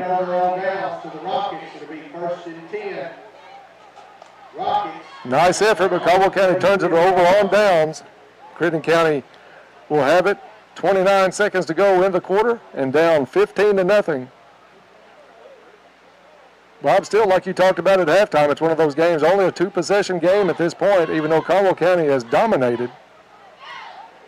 It's just we get down into nice territory and we've had penalties or fumbles or bobbled snaps, you name it, and kind of knocked us out of any rhythm to try to get it in the end zone. So it's going to be Luke Kreider with the offense back out on the field, 2 receivers each way. Slot receiver on the left goes in motion. Handoff to the back. Wants to change direction, slips, goes down at the 30. Handoff to Tabor. Tabor Down at the 30-yard falls down. And it's going to be a loss of about 3 on the play. And 13 for the Rockets. 2nd and 13 coming up for the Rockets. And I don't know that they'll get another play off. 3, 2, 1. And that's the end of the third quarter. After 3 quarters of play, it's Caldwell County 15, Crittenden County nothing. We'll be back with fourth quarter action in 1 minute. You're listening to Tiger Football on 1580, 103.3 WPKY. Tonight's game sponsor is DC. Fortner Gas is a full-service propane company offering services in western Kentucky. You'll find offices located in Princeton and Cadiz. They're your local and family-owned propane supplier. Browse their website and discover the many services and products available to you at Fortner Gas. You can shop in person or online, and they can answer any and all questions in person or on the phone. If they are already your propane supplier, they say thank you. If not, they'd love to be. Contact Fortner Gas Company, a family tradition of service since 1951. Your local McDonald's wants you to know that they're ready to serve you for breakfast, lunch, and dinner. They've always had their drive-thru, and now they're offering curbside pickup service as well. To avoid the wait in the drive-thru, you can download the McDonald's app and try curbside pickup. They appreciate your patience and understanding during this time. We are all having to adjust to this new way of life. It's temporary, but in the meantime, enjoy breakfast, lunch, or dinner at your local McDonald's. Back to Tiger Stadium, getting set for fourth quarter action. Fourth quarter is all brought to you by Cozy Living. We appreciate the folks at Cozy Living helping us bring you Tiger football and basketball all winter. Cozy Living Interiors and Boutique have been under the ownership and management of Pam and Hab Haberlock for the past 3 years. They are your local U-Haul dealer. That's Cozy Living in Princeton. Thank you, Dennis, for having my back. I got you, Bob. Crittenden County, 2nd down and long. Snap back, handoff up the middle, met, big tackle at the 30-yard line. Well, he slipped out of the initial tackle, but he didn't go far. It's hard to slip out of about 6 of them. Yeah, Davis had the initial hit, I think, and then a host of Tigers came in to finish it off. He got back to the 31-yard line. And a stat here, Bob, that only our own Todd Griffin would come up with. He said Caldwell's defense leads the offense 9-6 at this point. He's correct. Kreider with the snap, keeps it, throws and caught again. Wills went for the interception, thought he had it timed. Kreider's pass is complete. We'll see if we can pick up the number, and it's next to impossible.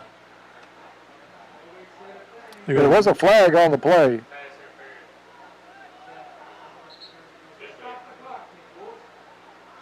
And the clock stops with 11 minutes to go on the ball game. Early indications maybe pass interference. But they'll take the play, I'm sure. Wells almost had that one timed for another pick. But where do they have it spotted, Dennis? At about the 44, 43? The official is standing on the 43-yard line. Close to a first down if they're going to give it to him. So it was pass interference. That's declined by Crittenden County. With the game on the play, it's a first down. So it's a first down, Rockets at their own 43-yard line. 43-yard line. Tigers lead this one 15-0.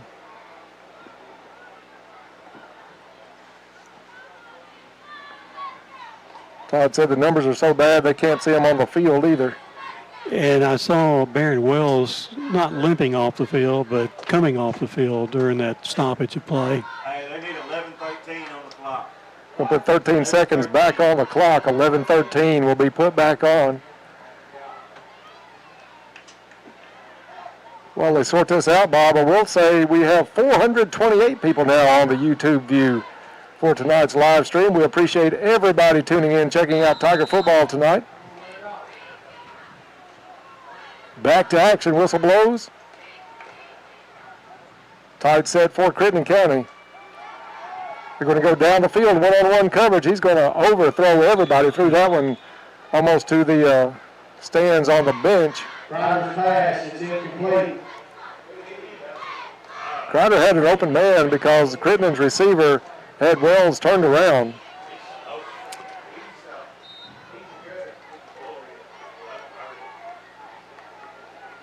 So that brings up second down and 10 for Crittenden County. 3 receivers set on the far side. Whistle blows. Flag on the play. Flag on the play.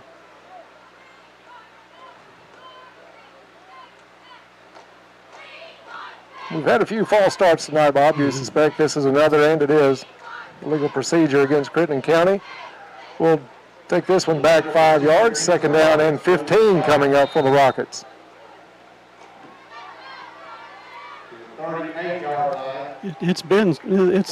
Action's been a little sloppy.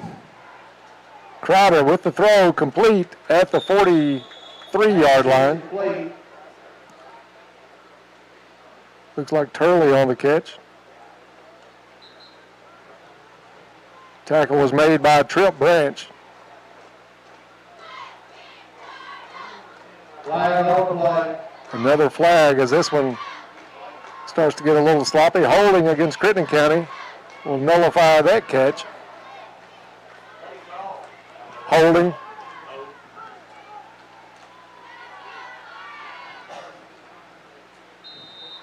So the Rockets will take it over now. Whistles are going to blow again as the officials get it straight down on the field. You're listening to Tiger Football on WPKY Princeton. Coach Barnes talking to the lead official out on the field about the 25-yard line. Now they wind the clock. Crider takes a snap, drops back. He's got some pressure, tries to set the screen up again. Bobbled, hits the ground. Pass is incomplete. That one not as well set up as the previous trial on that play, but still he had an open receiver, just threw it behind him.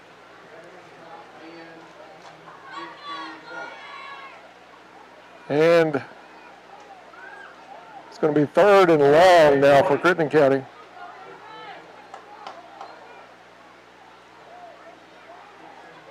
Don't forget tomorrow morning, Saturday morning quarterback. At 8 o'clock this time, this week only. Crider drops back, throws. He had a man wide open at the 45, in and out of their hands. Falls to the ground. Pass is incomplete. Looked like the Tigers were in zone coverage. They found a seam in it, but just could not make the catch. Davis comes out of the ball game. Van Hoosier back in for Caldwell County. 15-0, 10:34 on the clock, stopped with the incompletion. Crittenden County comes out in punt formation. They got to be getting a little bit desperate at this point of the ball game, Bob. Not able to move the ball. You got to watch for something on these punts. But this time he puts it up in the air. Another good kick. Hits a player in the helmet. It may be Caldwell's player that it hit. And it's going to be Kramer. Rushes down to pick it up at the 10-yard line. At least he had presence of mind to continue after the ball. It did hit him in the top of the helmet. Yeah, it was hard to tell whether it was the player for Crittenden or it was Kramer, but not taking any chance, or Kramer may have known if he got hit in the noggin. So good hustle play by Max Kramer to get back and cover that one. It'll be 1st and 10, Caldwell County at their own 10-yard line.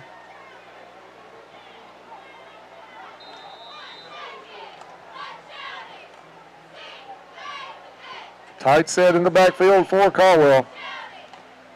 Travion Samuel takes the handoff up the middle and out to the 15, 16-yard line.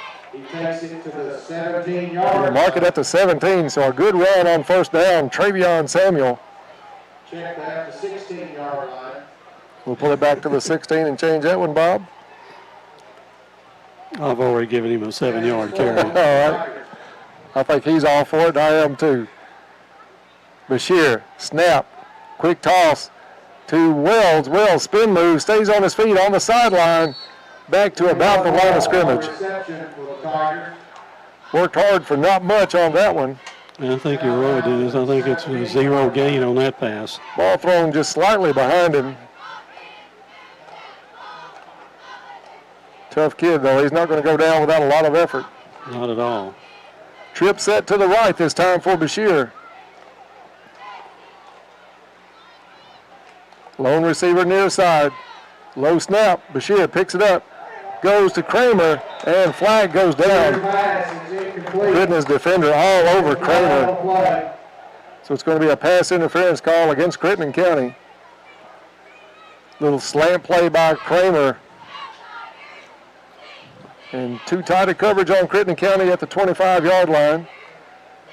So the penalty will take it out to the 32-yard line. Enough for a Lake Barkley CrossFit first down for Caldwell County, keeping that clock rolling with 9:38 to go in the ball game. 15-0 Tigers. Single receivers each side, two-man set, on the left. Up the middle, Travion Samuel.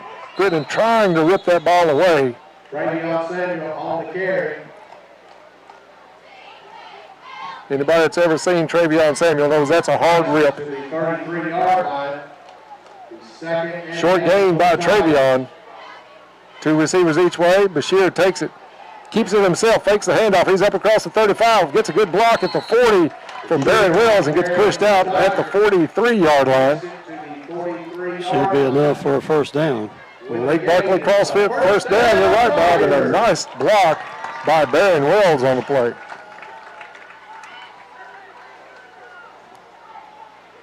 Caldwell quickly back to the line of scrimmage.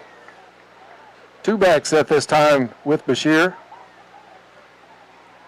He's going to put Van Hoosier in motion. Bashir keeps it again, turns it back. Wants to go left at a flag, and that's a hit around the neck. You can see his head bend back. That's going to be a personal foul. Maybe a face mask as a result of that.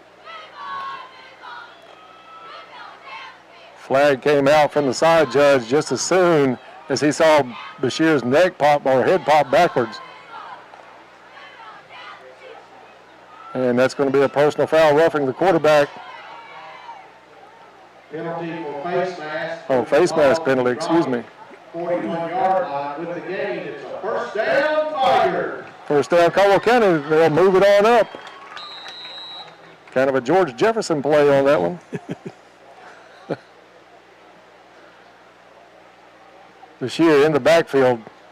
Pack set. He's going to send, Russ is going to go out. In motion. Direct snap to Van Hoosier. Van Hoosier across the 40 down to the 39-yard line. Across the 40 to the 39.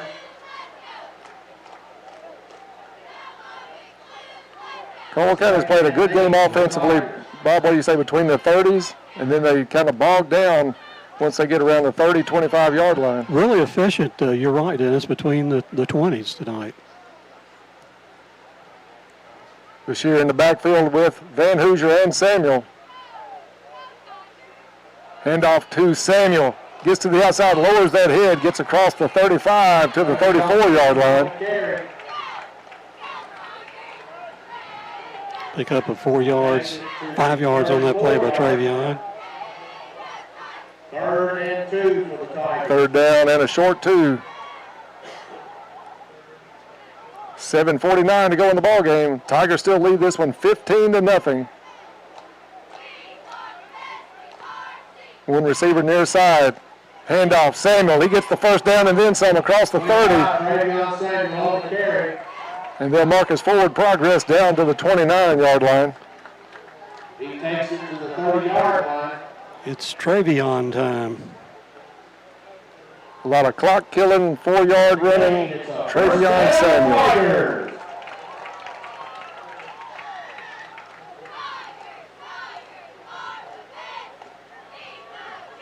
Van Hoosier's going to go in on the line. Wells, slot receiver to the left.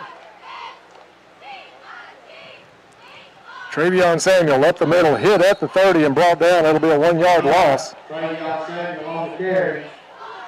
No gain. It'll bring up 2nd and 10. 2nd down and 10 coming up for the Tigers. Should be a 2nd and 11. The ball started on the 30. They had the previous play on the 29. So we'll say 2nd and 11 here. Travion Samuel in the backfield to the right of Bashir. Russ fakes it. Wants to go to the corner. And it is touchdown Tigers. Trip Branch.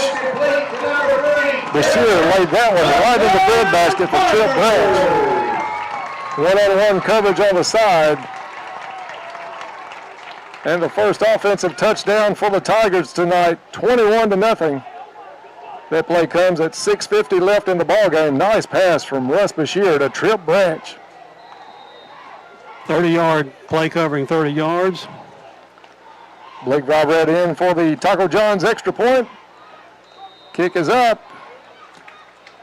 And good.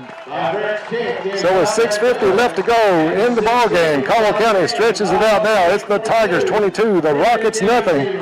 Back in 1 minute, this is Tiger football on 1580, 103.3 WPKY. This is Fred Foltz at the Woodall Agency in Princeton. We have served the small business owners of this area for over 100 years. Do you have trouble understanding liability or workers' comp insurance? Are your insurance premiums spiraling out of control? Whether you're a furniture store on Main Street, a plumber or electrician, or a locally owned bank or car dealer, we have a policy for you. We are the business insurance experts. Give me a call at 365-5541. You'll be glad you did. Our team at Farmers Bank is committed to doing our part to protect against the potential spread of COVID-19. So effective Thursday, March 19th until further notice, we are operating on a drive-through only format. Our drive-thrus at all 3 of our locations will be open for normal hours. If your needs cannot be met through either our drive-thrus, internet banking, mobile app, or by phone, please give us a call to set up an appointment. We want to thank you for being a customer of Farmers Bank and appreciate your patience and support during these times. This is Jeff McDaniels of Farmers Bank and Trust Company, member FDIC. Back to Tiger Stadium as Blake Viverette sets it up on the 40, ready to kick it away after a 30-yard touchdown pass from Bashir to Branch. Viverette with a good kick. This one's going to be fielded inside the 5 at the 3. They fake the reverse coming up the middle. Now he's going to take it out to the left side, still on his feet. A little bit of room, hit, spins, and finally brought down near the 35-yard line. Big return for Crittenden County. Bob, I think Todd is wanting to call this a back and forth game between the offense and defense. Said the offense is now back in front.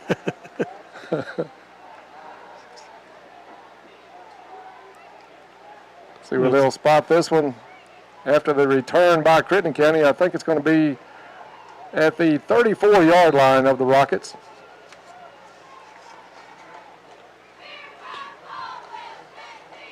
We're looking to take a 1-0 record into Union County next week, just about 6.5 minutes from accomplishing that.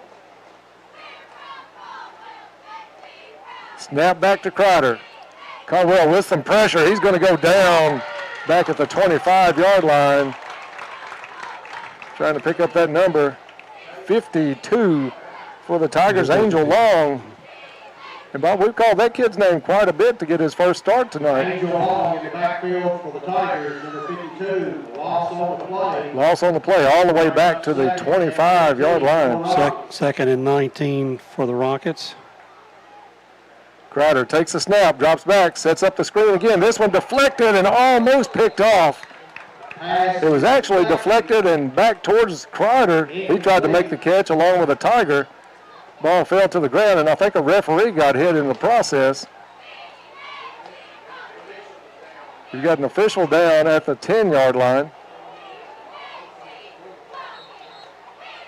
We'll have an injury timeout on the field while they take a look at him. 6:01 to go in the ball game. Caldwell County leads this one 22-0. But while they take a look at the official, we'll take a timeout and be right back.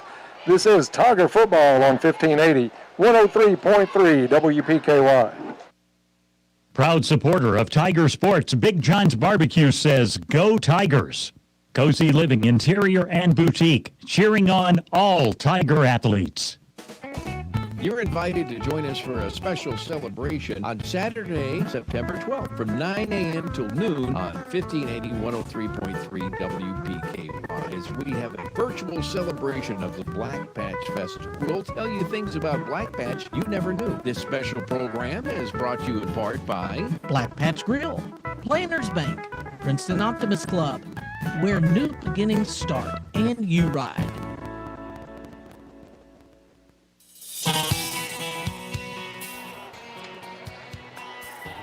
And back to Tiger Stadium. We are in an injury timeout, but a rare injury as it's the official that's down right now, Bob, down around the 12-yard line. They're calling some of the medical personnel from the ambulance. They have not brought the ambulance out, but they are bringing the medical personnel out to the field to take a look. I really didn't see the hit. I was watching the flight of the ball after it got deflected as Crittenden County tried to set up a screen pass. It got deflected back towards Crider. Crider and a Tiger both tried to go for the ball, and it fell incomplete. And we looked over and saw the official down at around the 12-yard line. Now they are going to bring the ambulance out on the field. So our prayers will be with this official tonight. It's been a well-officiated game. They've had to call procedure several times tonight, but outside of that, it's not been a badly called game. And it looks like they may... they're bringing out the board for the official, taking all precautions, no matter if we've been through this training, Bob, before, and you know you're taking precaution above everything else right now. May not be a lot wrong with the official, but you're going to err on the side of caution.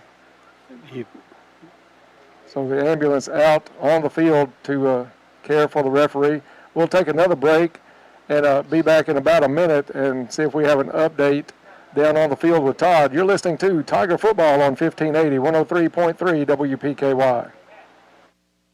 The road to recovery from heart or lung complications starts at Caldwell Medical Center. Their skilled staff offer individualized outpatient treatment plans based on each patient's diagnosis to help minimize symptoms, reduce disability, and improve independence. All right here, close to home. For more information, visit caldwellmedical.com or call 270-365-0300. That's 270-365-0300. Bradley Furniture wishes all the Tigers good luck this season. I just came by to show you my beautiful car that I just bought at Tri Shoes. Y'all are always telling me to shop local, and so that's what I do every time I can. I wanted a car here that I could take up here at Tri Shoes and get service on it, and that's what they're going to do for me. My name is Dolores Campbell. I just had to share the news. Tri Shoes is here for you, and any questions you may have about your vehicle. Buy your next vehicle from the home team. Find them on Highway 91 North, Princeton, or at tricehughes.com. And back to Tiger Stadium. We'll go down to the field with Todd Griffin for an update on the injured official. Okay, Dennis, thanks. Best we can tell down here, a Caldwell County player got pushed into the official during the play. Of course, most of us were watching the play around the quarterback happen, so nobody down here really got a great look at what happened to the official, but they've got him in the ambulance now, and always a scary situation when you're at the football game and, you know, you see an ambulance come out onto the field. Todd, it looked from here like they brought the board out, but they decided against it, leaned it up against the ambulance, and the referee, the official, was able to walk into the ambulance on his own. He did, and I can see him setting up in the ambulance right now, so let's hope all this is precautionary, and again, though, still the ambulance on the field, and we're waiting here to get back to action at Tiger Stadium. All right, thank you, Todd, for that report down on the field. And our prayers go with the official, of course, and hope that everything's okay with him. Well, that's one of the reasons. I guess every high school game has an ambulance on site that I've ever been to. Exactly. So you never know when something may arise that you need that service. So both teams still on the sideline. 6:01 left to go in the ball game. Caldwell County leads this one 22-0. The latest score from the Tigers, a 30-yard touchdown pass from Russ Bashir to Trip Branch. Branch had one-on-one coverage, got great position, got a good jump off the line, and Bashir laid it right in his hands. Ambulance out on the track now, headed, we're assuming, toward the hospital at this point to have the official checked out. The remaining officials call the players back in, and do they have a substitute official, or will it just be an official short? I think they'll just be short. Crittenden County, 3rd and 18. Crowder drops back, goes over the middle. That one deflected again. Knocked down Tate Van Hoosier on the deflection. And 4th down and long, and you got to assume even down 22-0, Crittenden County is going to have to punt this away. They can't take a chance that deep in their own territory. Well, that would be suicide, I think, Dennis. It is a 3-possession game still. I mean, you can look at it like that, but they've shown very little real offense tonight other than about 3 plays in the first half. This kid's got a leg on him. Snap is back, kick is up. It's a pretty good one. Fair catch called for and made at the 48-yard line by Barron Wells. 21, Barron Wells, fair catch, the ball for the Tigers. So good job by Wells to field that one. Caldwell County will take over 1st and 10. 47-yard line, 1st down, Tigers. Tigers with a big lead. Some of the crowd starting to file out here. I guess we can still call it a crowd. 700 tonight because of the COVID restrictions. Crittenden County allotted about 120 tickets out of those. Bashir, 2 receivers to his right, 1 to the left. Low snap again. Wells picks it up. Bashir picked it up, handed off to Wells. Both players bent down to get it, but it's been a little trouble tonight snapping the ball back high enough for Russ. Sure something they'll address this week in practice, work on that quite a bit. And Haney will correct that. Yeah, that kid's a exactly solid player. Mm-hmm. Bashir moves Samuel to his left shoulder. 2 receivers each way for the Tigers. Russ gets it and hit hard. Kramer incomplete. Here's pass, it's incomplete, was intended for number 2, Kramer. Brings up 3rd down for the Tigers. Curl by Kramer, had it in his hands, bobbled it, and before he could reel it in, took a hard hit. So 3rd down and 10 for the Tigers. Incompletion stops the clock with 5:08 left to go in the ball game.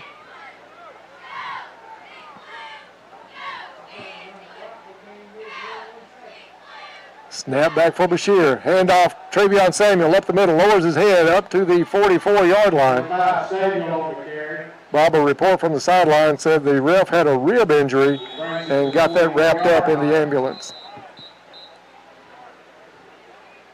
Travion with a run of 4 yards on that play. Timeout by Crittenden County. 4:55 left in the ballgame, 22-0 Tigers. We'll be back after this. This is Tiger Football on 1580, 103.3 WPKY. Good luck to all Tiger athletes from Bella Marie Boutique. Go Tigers! Raider Auction Company is owned and operated by Delbert Raider. Delbert has been in the agricultural field for over 40 years and is well known for his knowledge of used equipment. Raider Auction holds 4 consignment auctions a year, and they buy and sell equipment on a daily basis. If you're looking for a piece of equipment, they'll do their best to locate it, and financing is available. Contact Delbert Raider at 270-881-2610 or Amy Ezel at 270-604-2880 for all your used equipment needs. Raider Auction Company, Skyline Drive. U-Ride has upped their game. As a matter of fact, it's a whole new ball game. It's an all-new sales team, bringing 33 years of experience to work for you. They're here to serve your vehicle needs from start to finish, and they do it all safely with a personalized hometown feel. More variety with better quality. On-the-lot financing, and you can apply safely online at uridesales.com. Call for an appointment today with one of their friendly sales staff. U-Ride on the Marion Road, Princeton, 270-365-3018. Back to Tiger Stadium, Caldwell County in punt formation. Branch takes a snap, a nice kick. It's going to take a big bounce, fielded at the 18-yard line by Crittenden County. He's going to be taken down just about the 21. And Bob, a correction on our part up here. Brady Holman's been playing center instead of Haney. Not sure about the change, but something they'll still work on, I'm sure, before the Union County game next week. Ball's going to be spotted after the punt at the 22-yard line. So Crittenden County will have 4:42 to try to get back into this one. 22-0 Tigers. Caldwell's defense has been dominating all night long. The one long play in the first half, the only real blemish on the scorecard for Caldwell County.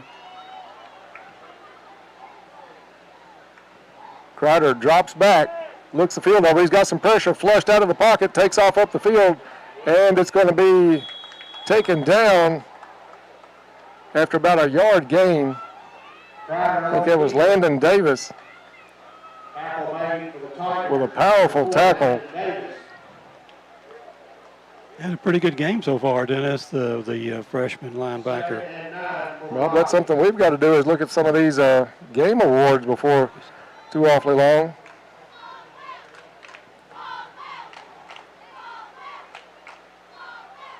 Second down and 9 for Crittenden County. 2 receivers to the left, 2 to the right.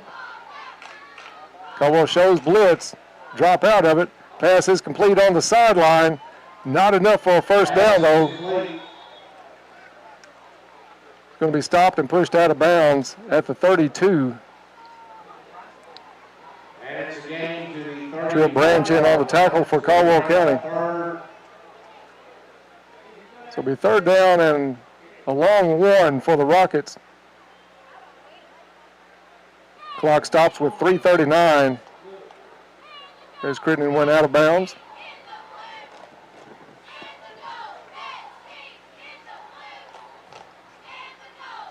Crider set for the snap. 2 receivers to his right. Snap is back. Throw incomplete. Looked like he surprised his receiver. Brings up 4th down for the Rockets. 4th down, and you got to assume they're going to go for a 4th and 1.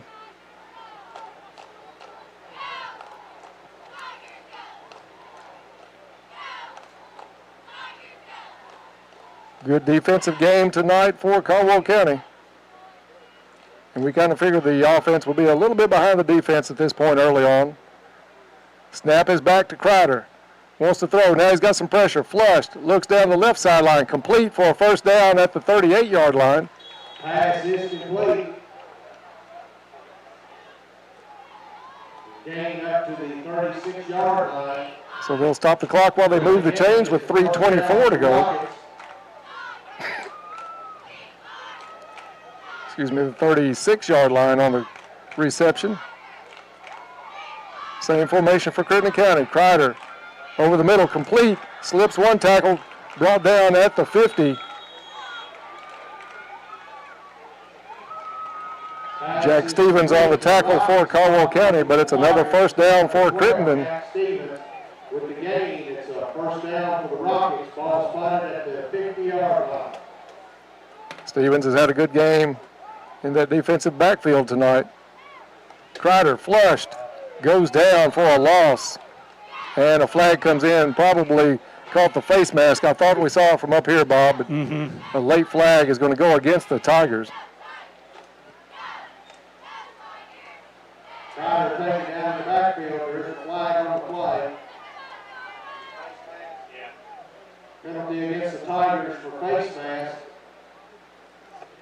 So they'll mark this one off. To the 47-yard line. 47-yard line of Caldwell County. First and 7.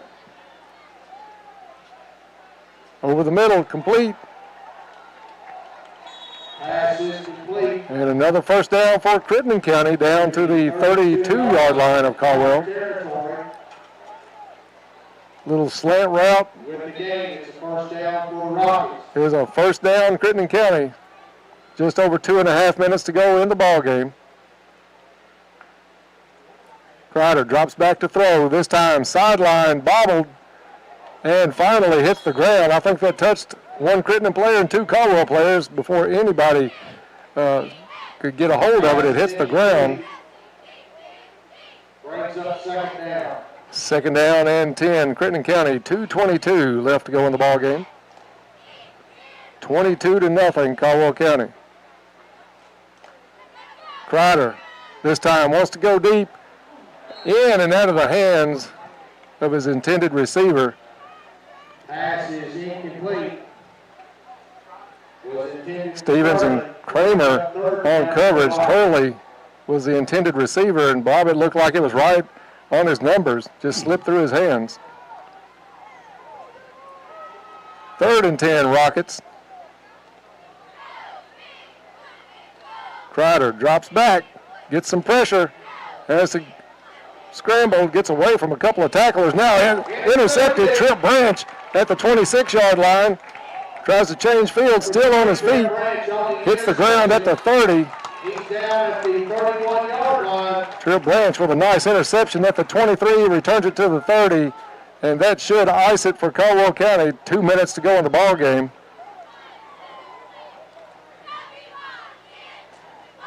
I'm not sure how many timeouts Crittenden County has. Ball spotted at the 30, where it will be. First down, Tigers. So it's first down, Caldwell County at their own 30-yard line.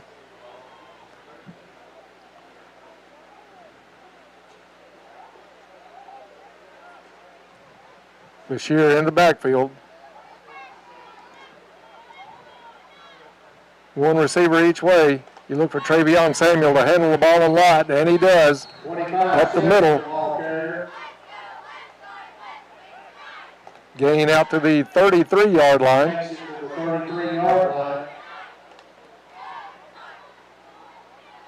Pickup of about 3 on the play. 19 carries tonight for Travion and 55 yards.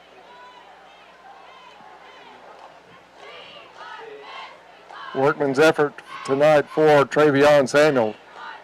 Russ has carried it 16 times and Travion 19 times. 2 great performances tonight by those 2 kids.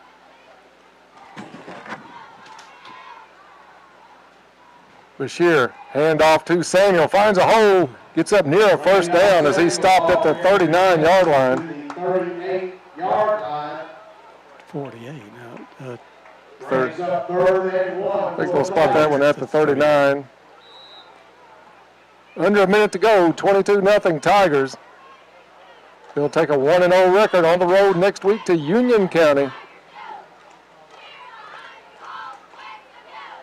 They'll let this play clock run all the way down.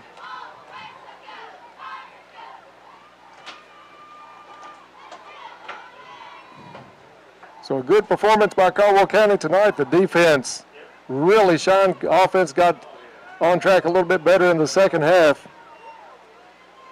But a good win, a tough, hard-fought win. Travion Samuel hits the line, pushes it across for a first down. Lake Barkley CrossFit first down will take us to the end of the ball game when they reset the chains. 14 seconds on the clock.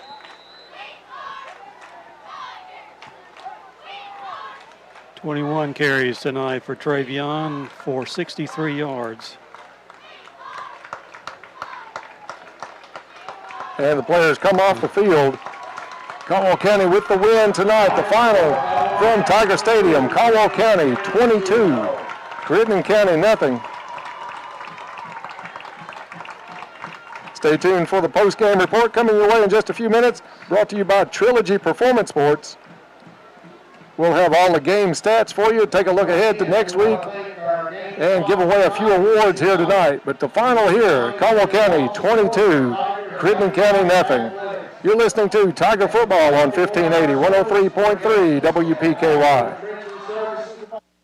As a community-owned enterprise, the Princeton Electric Plant Board provides services to the people in the Princeton area. One of the services they provide is to make sure the lights are on over our fields and courts for our Caldwell County Tigers. From everyone at the Princeton Electric Plant Board, good luck to all of the Caldwell County Tigers and hopes for a safe season and a big electric roar to their Tigers. Tate Van Hooser, Addie Vinson, Lily Horde, and Easton Kizzy. At First Southern National Bank, we place a high value on the well-being of our customers and communities.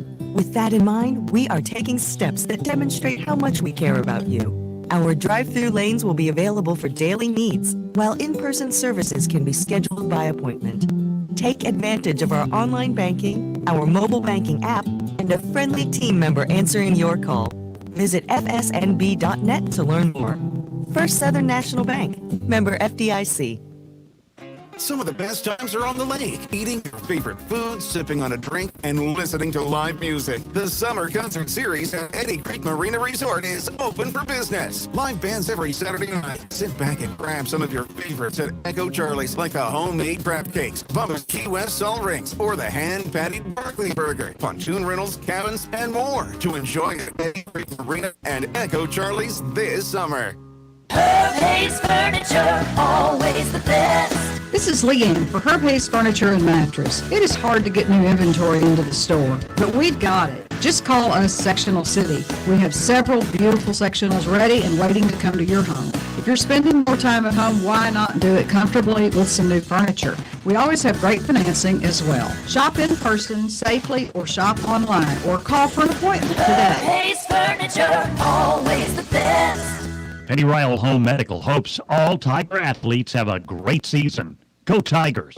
People love to enjoy themselves. It's all fun and games. Excuse me. Yes, shaken, not stirred. As I said, it's all fun and games till the ceiling is ruined by a nasty water leak or drafty window. It raises the power bill through the roof. So get the roof before it gets you. The name? Bond. Change Bond. James Bond Roofing, Windows, Siding, and more. 270-963-0840. If you or a loved one has been seriously injured in a car wreck, you may be facing high medical bills or loss of income because you can't work. You may be entitled to compensation if another driver caused your injury. Get help. Call attorney Matt Schock in Princeton, Kentucky at 270-365-MATT. He'll give you the personal attention that you won't find at the big law firms with big billboards. Call Matt Schock for a free consultation at 270-365-MATT. That's 270-365-6288. This is an advertisement. Go Tigers from Paco Johns. Have a great season, Tiger athletes. Are you struggling to afford healthcare medications? Let Health First help you. Whether you are insured, uninsured, or underinsured, you will still be cared for at Health First Community Health Center. We offer financial and prescription assistance to all those that qualify, which is based on income and household size. Contact our office at 1-877-667-7017 for more information, or visit our website, healthfirstchc.net. Same-day appointments and walk-ins are welcome. Visit us at one of our 8 locations for all your healthcare needs. At Health First, your health is our first concern. Did you know that U-Ride in Princeton will buy your vehicle? They're always looking for quality inventory. So if you'd like to sell yours, talk to the nice folks at U-Ride. Whether you're looking to buy or sell, U-Ride is here. Things are a little different now, but they're still here to deliver the same great customer service that they always have. Just call for an appointment with one of their sales specialists. Call 270-365-3018. On-the-lot financing is available. You can even apply online at uridesales.com. U-Ride on the Marion Road in Princeton.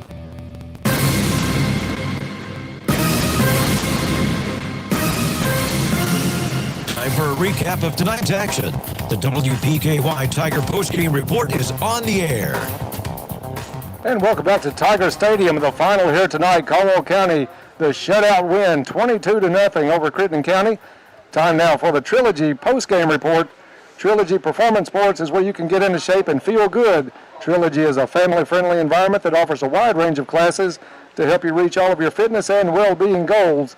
Good luck, Tigers, from Trilogy Performance Sports. And while we wait on the stats for the ball game, let's take it down to the field with Todd Griffin and Coach Barnes. All right, thanks, Dennis. A lot of happy Tigers down here with a 22-0 win tonight over Crittenden County. And, Coach, was that everything you could hope for in an opener? Yeah, it was a really great effort, from start to finish. I told them we had a little Zoom meeting to take place of our fieldhouse meeting before the game, and I said, look, this is a good football team we're playing. It's going to be a fight for 4 quarters, and that's exactly what it was. Extremely proud of how we played defensively the whole game. And then there in the beginning of the 4th quarter there, extremely proud of our offense and offensive line. I kind of challenged them after the first half. I thought they got after us a little bit. But I said, let's get after them and get – I felt like if we could get 3 scores ahead there in the second half, we'd be okay. Crittenden County is a really good offensive team. They run the ball well. They got some big guys up front. What were you guys doing to try to cause them some problems? I think our defensive line is so active, and our linebackers play downhill really well. Coach McClung did a great job getting us ready. And Coach McGowan and Coach Riley, they did a fantastic job with our defense, and it was just a team effort. We preach pursuit, and I felt like early in the year, with limited practice time, you would think we'd have a lot of missed tackles. We had some, but overall, that Tabor kid is a load, and I felt like we tackled him pretty well. Well, and they're a legit top 10 team in Class 1A. Yeah, they're going to have a good year. They're going to be playing deep into the playoffs. Since I've been here, that's their best team for sure. How weird was it coming out to Tiger Stadium tonight, and instead of 3,000 people being here, we had about 700, and the atmosphere just a little different. Yeah, it didn't seem like super quiet. I don't know, maybe I was just into the game or whatever, but it wasn't as weird as I thought. We're fortunate to have what we've got here, and I'm glad we had the opportunity to play. Our kids deserved it. You guys typically known for your offense, but defense pitches a shutout tonight, and we kind of knew up front that Drew Davis was pretty good, that Elijah Shaheen was active. Angel Long, I think, got in on a bunch of big plays tonight, too. Yeah, I think he really fits well in our defense in that nose spot. And those 3 guys, they work hard in the weight room. You look at their weight room numbers, they're really good. They practice hard, and at times they give our offensive line trouble. So, they played really well. Everybody on defense, it was really a team effort. What did you see tonight that you still need to work on going into next week? I felt like we moved the ball fairly well, 20-20. But, once we got to the 20, we had mishandled snaps or just kind of we're going the wrong direction. We got to work on when we get hit the 20, scoring touchdowns. And that's something, that's my fault for not practicing it enough. We got to get better in the red zone. Okay, how many football games have you seen that had a 5-0 score at some point? The only thing I can kind of, I went and watched Auburn when Tony was there, and it was 3-2. That's about the closest I could get to it. Well, and one thing we didn't mention, you mentioned it when we walked up, we wore white at home tonight. I don't remember the last time a Tiger football team wore the white jerseys here at Tiger Stadium. Yeah, Coach Thompson emailed me last Sunday and said, hey, our white jerseys got pretty much ruined in their last game at Kentucky Country Day. He said, do you care to wear white? And I said, no, that's no big deal at all. And maybe we'll do it all the time, Todd. Really? I don't know. Maybe we'll be like LSU and the Cowboys. That's exactly what I was going to say. I wasn't going to say the Cowboys, but I was going to say LSU. Hey, congratulations. Great game tonight for the Tigers. Good luck next week. Yeah, thank you, Todd. Dennis, back up to you and Bob. Awesome. Congratulations. Thank you. Sideline report with Todd Griffin and Coach Barnes after a win, Caldwell County 22-0 tonight over Crittenden County. This is the Trilogy Performance Sports postgame show. Bob, you let me know when you're ready for the stats, and we'll go to those. A good win by the Tigers. Coach Barnes said a lot of the things that we had pointed out tonight. The Tigers' offense looked good from the 20 to the 20, but just had some troubles with penalties, bobbled snaps. Just a number of things that kept them from getting in the end zone. Finally, that broke through in the second half on a 30-yard pass play from Bashir to Branch. That was what we're kind of accustomed to. But the offense will catch up with the defense as this season goes along. It's the way things played out with these kids in practice early on with the COVID restrictions. You kind of expected that a little bit, and it played out to form tonight. A good night by Blake Vivrette tonight. A couple of field goals in that first half, and a safety had Caldwell County up at the half, 8-0. But if you're ready, Bob, time now for the Polly Eyes stats of the ball game. Polly Eyes in Princeton, the place to go for the best pizza around. Polly Eyes in Princeton. Thank you, Dennis. Caldwell County on the long end tonight, winning over Crittenden County 23-0. It was 8-0 at halftime. 8-0 at halftime. Caldwell County with 2 touchdowns in the second half. The first score coming in the third quarter. The first play from scrimmage after the kickoff. Barron Wells goes back, intercepts the ball, takes it 45 yards to pay dirt. That coming with 11 minutes and 38 seconds to go in the third quarter. Blake Vivrette adds the extra point. That point in the game, Caldwell County led 15-0. In the fourth quarter, Trip Branch on the aforementioned call by Dennis. Beautiful pass from Russ Bashir laid right over Tripp's shoulder. Trip with one step on the guy, just hauls it in and steps 2, 3, 4 yards into the end zone. That coming with 6 minutes and 50 seconds remaining in the game, essentially dooming Crittenden County's fate to try to come back and get anything done, make this game down to the finish. Caldwell County led at that time 23-0, and that is your final score of tonight's ball game. Caldwell County 23, Crittenden County 0. In the stats department, really a big night for several players. We'll go over the rushing totals first. Russ Bashir with 16 carries for 23 yards. Russ having to eat about 4 of those on bobbled snaps that he picked up and couldn't shake a defender. So he has 16 carries for 23 yards. Travion Samuel, a big night, 21 carries for 63 yards.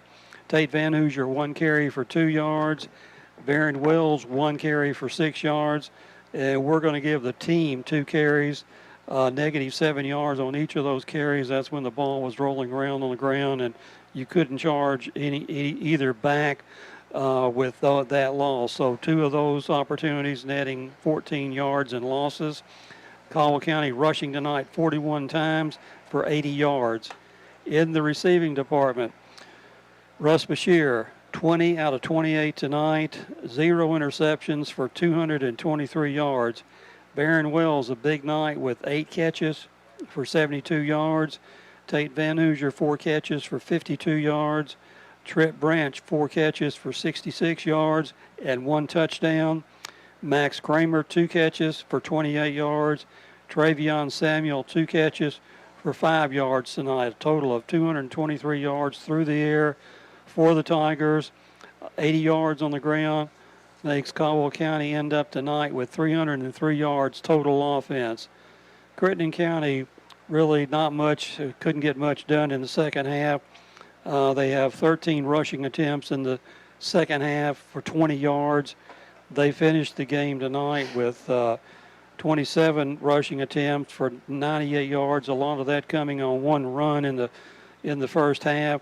In the passing department, the Crittenden quarterback ends the game with 9 completions out of 26 attempts, 3 interceptions, and he passes for only 100 yards tonight on those 9 completions, and there were 2 or 3 of the 15, 18, 20-yard variety there. But all in all, a complete domination by the Tiger defense tonight, holding a good Crittenden County team at bay and not letting their premier running back, Xander Tabor, get loose tonight. I'm not sure how many yards he had, but when you only rush for 98 yards in the game and the quarterback had a bunch of those on his 49-yard run. So he was quieted tonight. Caldwell County just opportunistic. picking 3 balls off tonight, taking one of them back all the way for a touchdown, and moving at will between the 20s.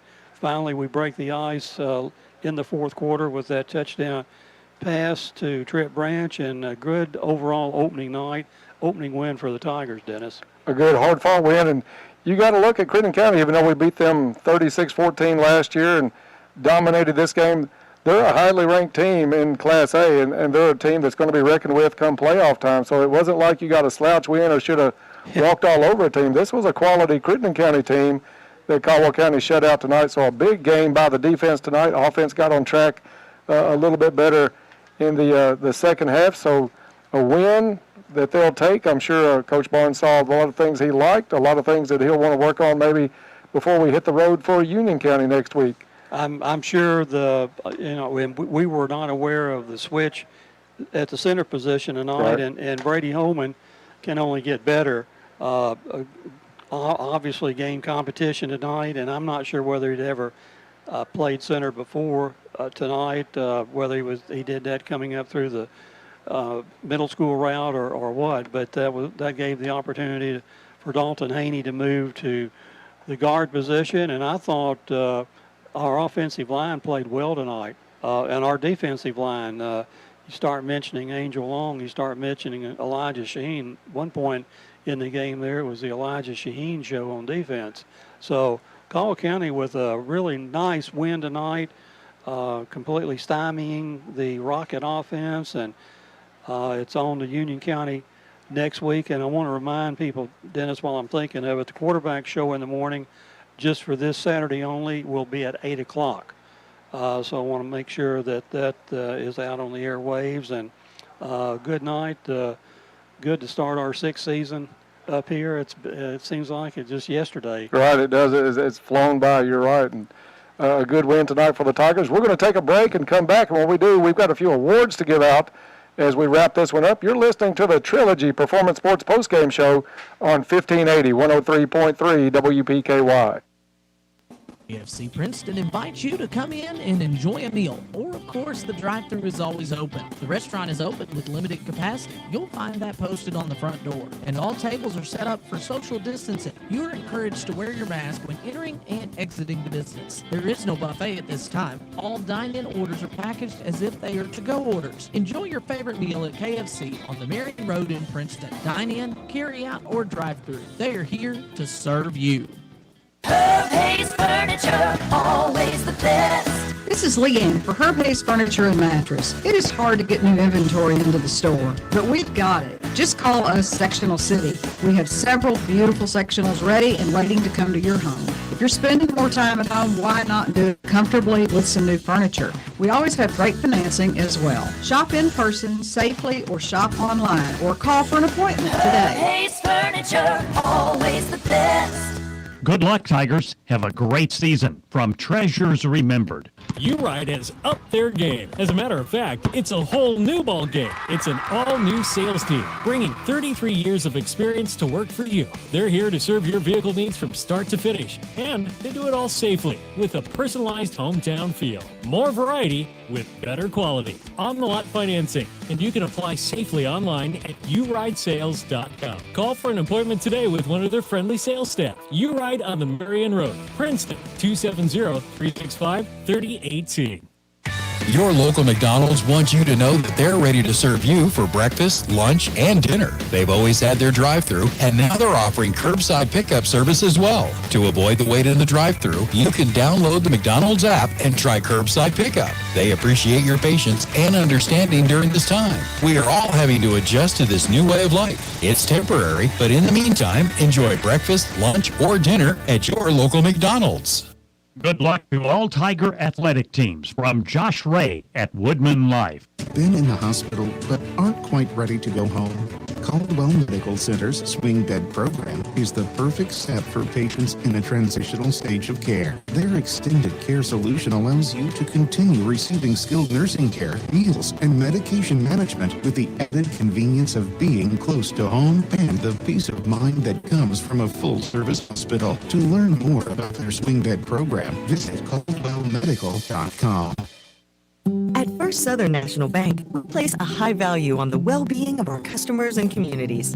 With that in mind, we are taking steps that demonstrate how much we care about you. Our drive-through lanes will be available for daily needs, while in-person services can be scheduled by appointment. Take advantage of our online banking, our mobile banking app, and a friendly team member answering your call. Visit fsnb.net to learn more. First Southern National Bank, member FDIC. And welcome back to Tiger Stadium. Caldwell County picks up a win tonight to start the season out 22-0 over Crittenden County Rockets. This is the Trilogy Performance Sports postgame show. Get into shape and feel good at Trilogy Performance Sports. They are a family-friendly environment. They offer a wide range of classes to help you reach your fitness and well-being goals. Good luck, Tigers, from Trilogy Performance Sports. So Caldwell County takes a 1-0 record into Union County next Friday night. We'll be on the air with that one. We'll tell you more about that in just a few minutes. Right now, a few awards to give out tonight in our postgame. We want to start out with one of our favorites, the Quick Cut, brought to you by Big Boys Barbershop. Walk-ins are welcome at Big Boys, so come on by for that quick cut or shave. Joe and Mike will slick you up quick at Big Boys Barbershop at 117 West Main in Princeton, where you can walk right in for that quick cut. And we're going to give the Quick Cut Award tonight to Barron Wells on his interception. He didn't reverse his field, but slid to the near side line over here and did not have to break a tackle and ran really well, cutting to the sideline and leaving Crittenden County defenders in his wake. So the Quick Cut Award tonight goes to Barron Wells. All right, catch of the big ball game tonight brought to you by Coleman Auto Parts. Coleman Auto Parts is your hometown Napa Auto Parts dealer. They have tools, equipment, and many other items for heavy-duty trucks, marine, golf cart, and farm. Stop by and see Charles Quinn Coleman and staff at Coleman Auto Parts in Princeton. Napa know-how at its best. And tonight's catch of the game, Bob? We're going to give the catch of the game tonight to several catches tonight by our receivers, but obviously I think we have to go with the touchdown catch by Trip Branch, a 30-yard TD catch, perfectly thrown ball from Russ Bashir. All Trip had to do was just make sure it didn't go through his hands. Two or three steps into the end zone for the touchdown. So the catch of the game tonight is Trip Branch. All right, one of our favorite awards that we started last year, and we appreciate the folks at C3 Electric. They bring you the Power Line Play of the Day. The Power Lineman is brought to you by C3 Electric, selling and servicing Generac generators. They also have new construction, remodels, and more. With over 24 years of experience, you can trust C3 Electric for quality service and installation. And our lineman of the game, Bob? We're going to give that award to a couple options here we could have done. We had great play out of Elijah Shaheen and also out of Angel Long, and we're going to go ahead and give the award to Angel. Got stronger, I think, as the game went on. Obviously, Elijah in the third quarter, 3 or 4 plays in a row, he was all over Crittenden County, but we think Angel, throughout the course of the game, deserves the power line play. And congratulations, Angel Long, Power Line Player of the Game. And that brings us up to the Play of the Game, brought to you by the Athletic Center, your one-stop shop for all of your sports needs, whatever the sport.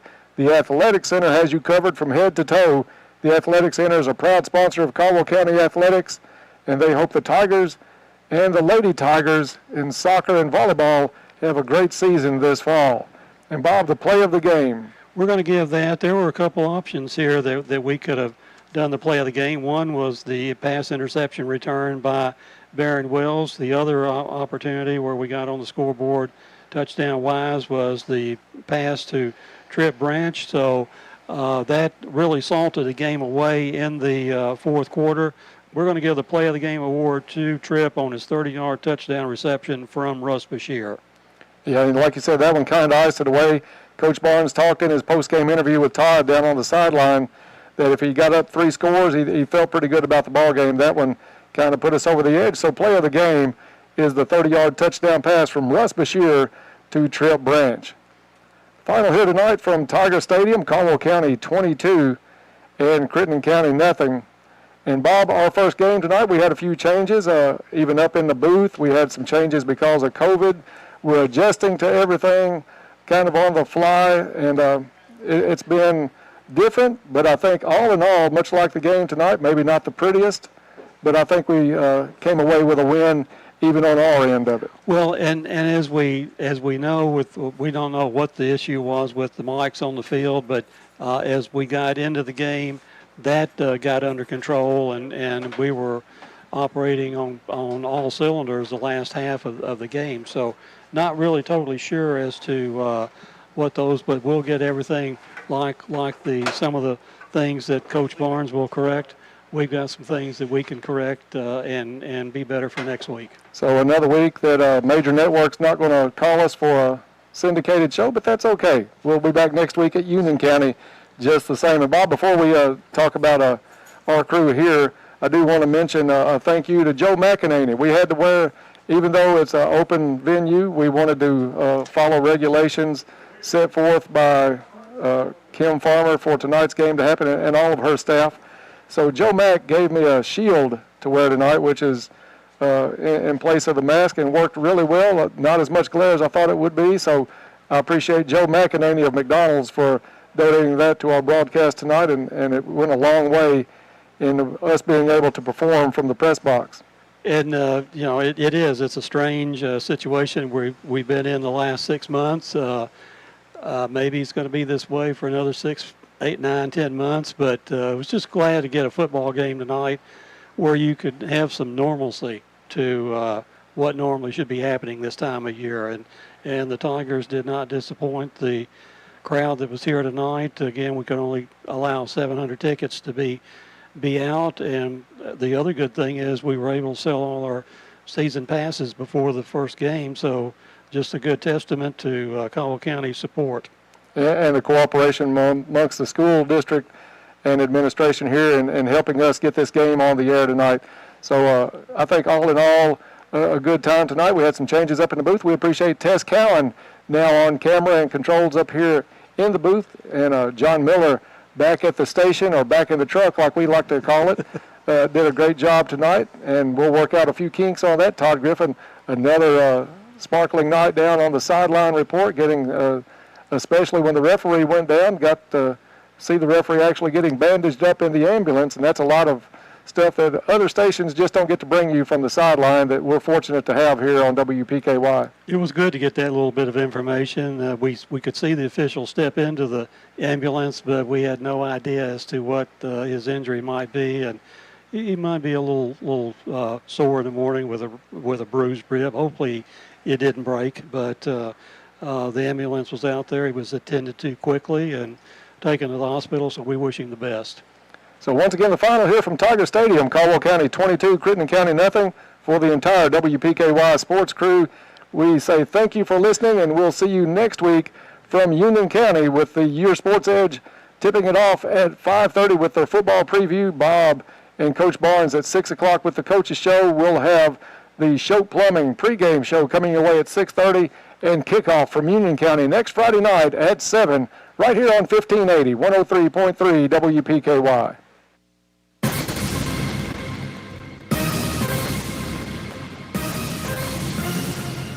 Thanks for listening to Caldwell County Tiger Football on 1580, 103.3 WPKY, and worldwide streaming audio on WPKYonline.com and on your free WPKY app.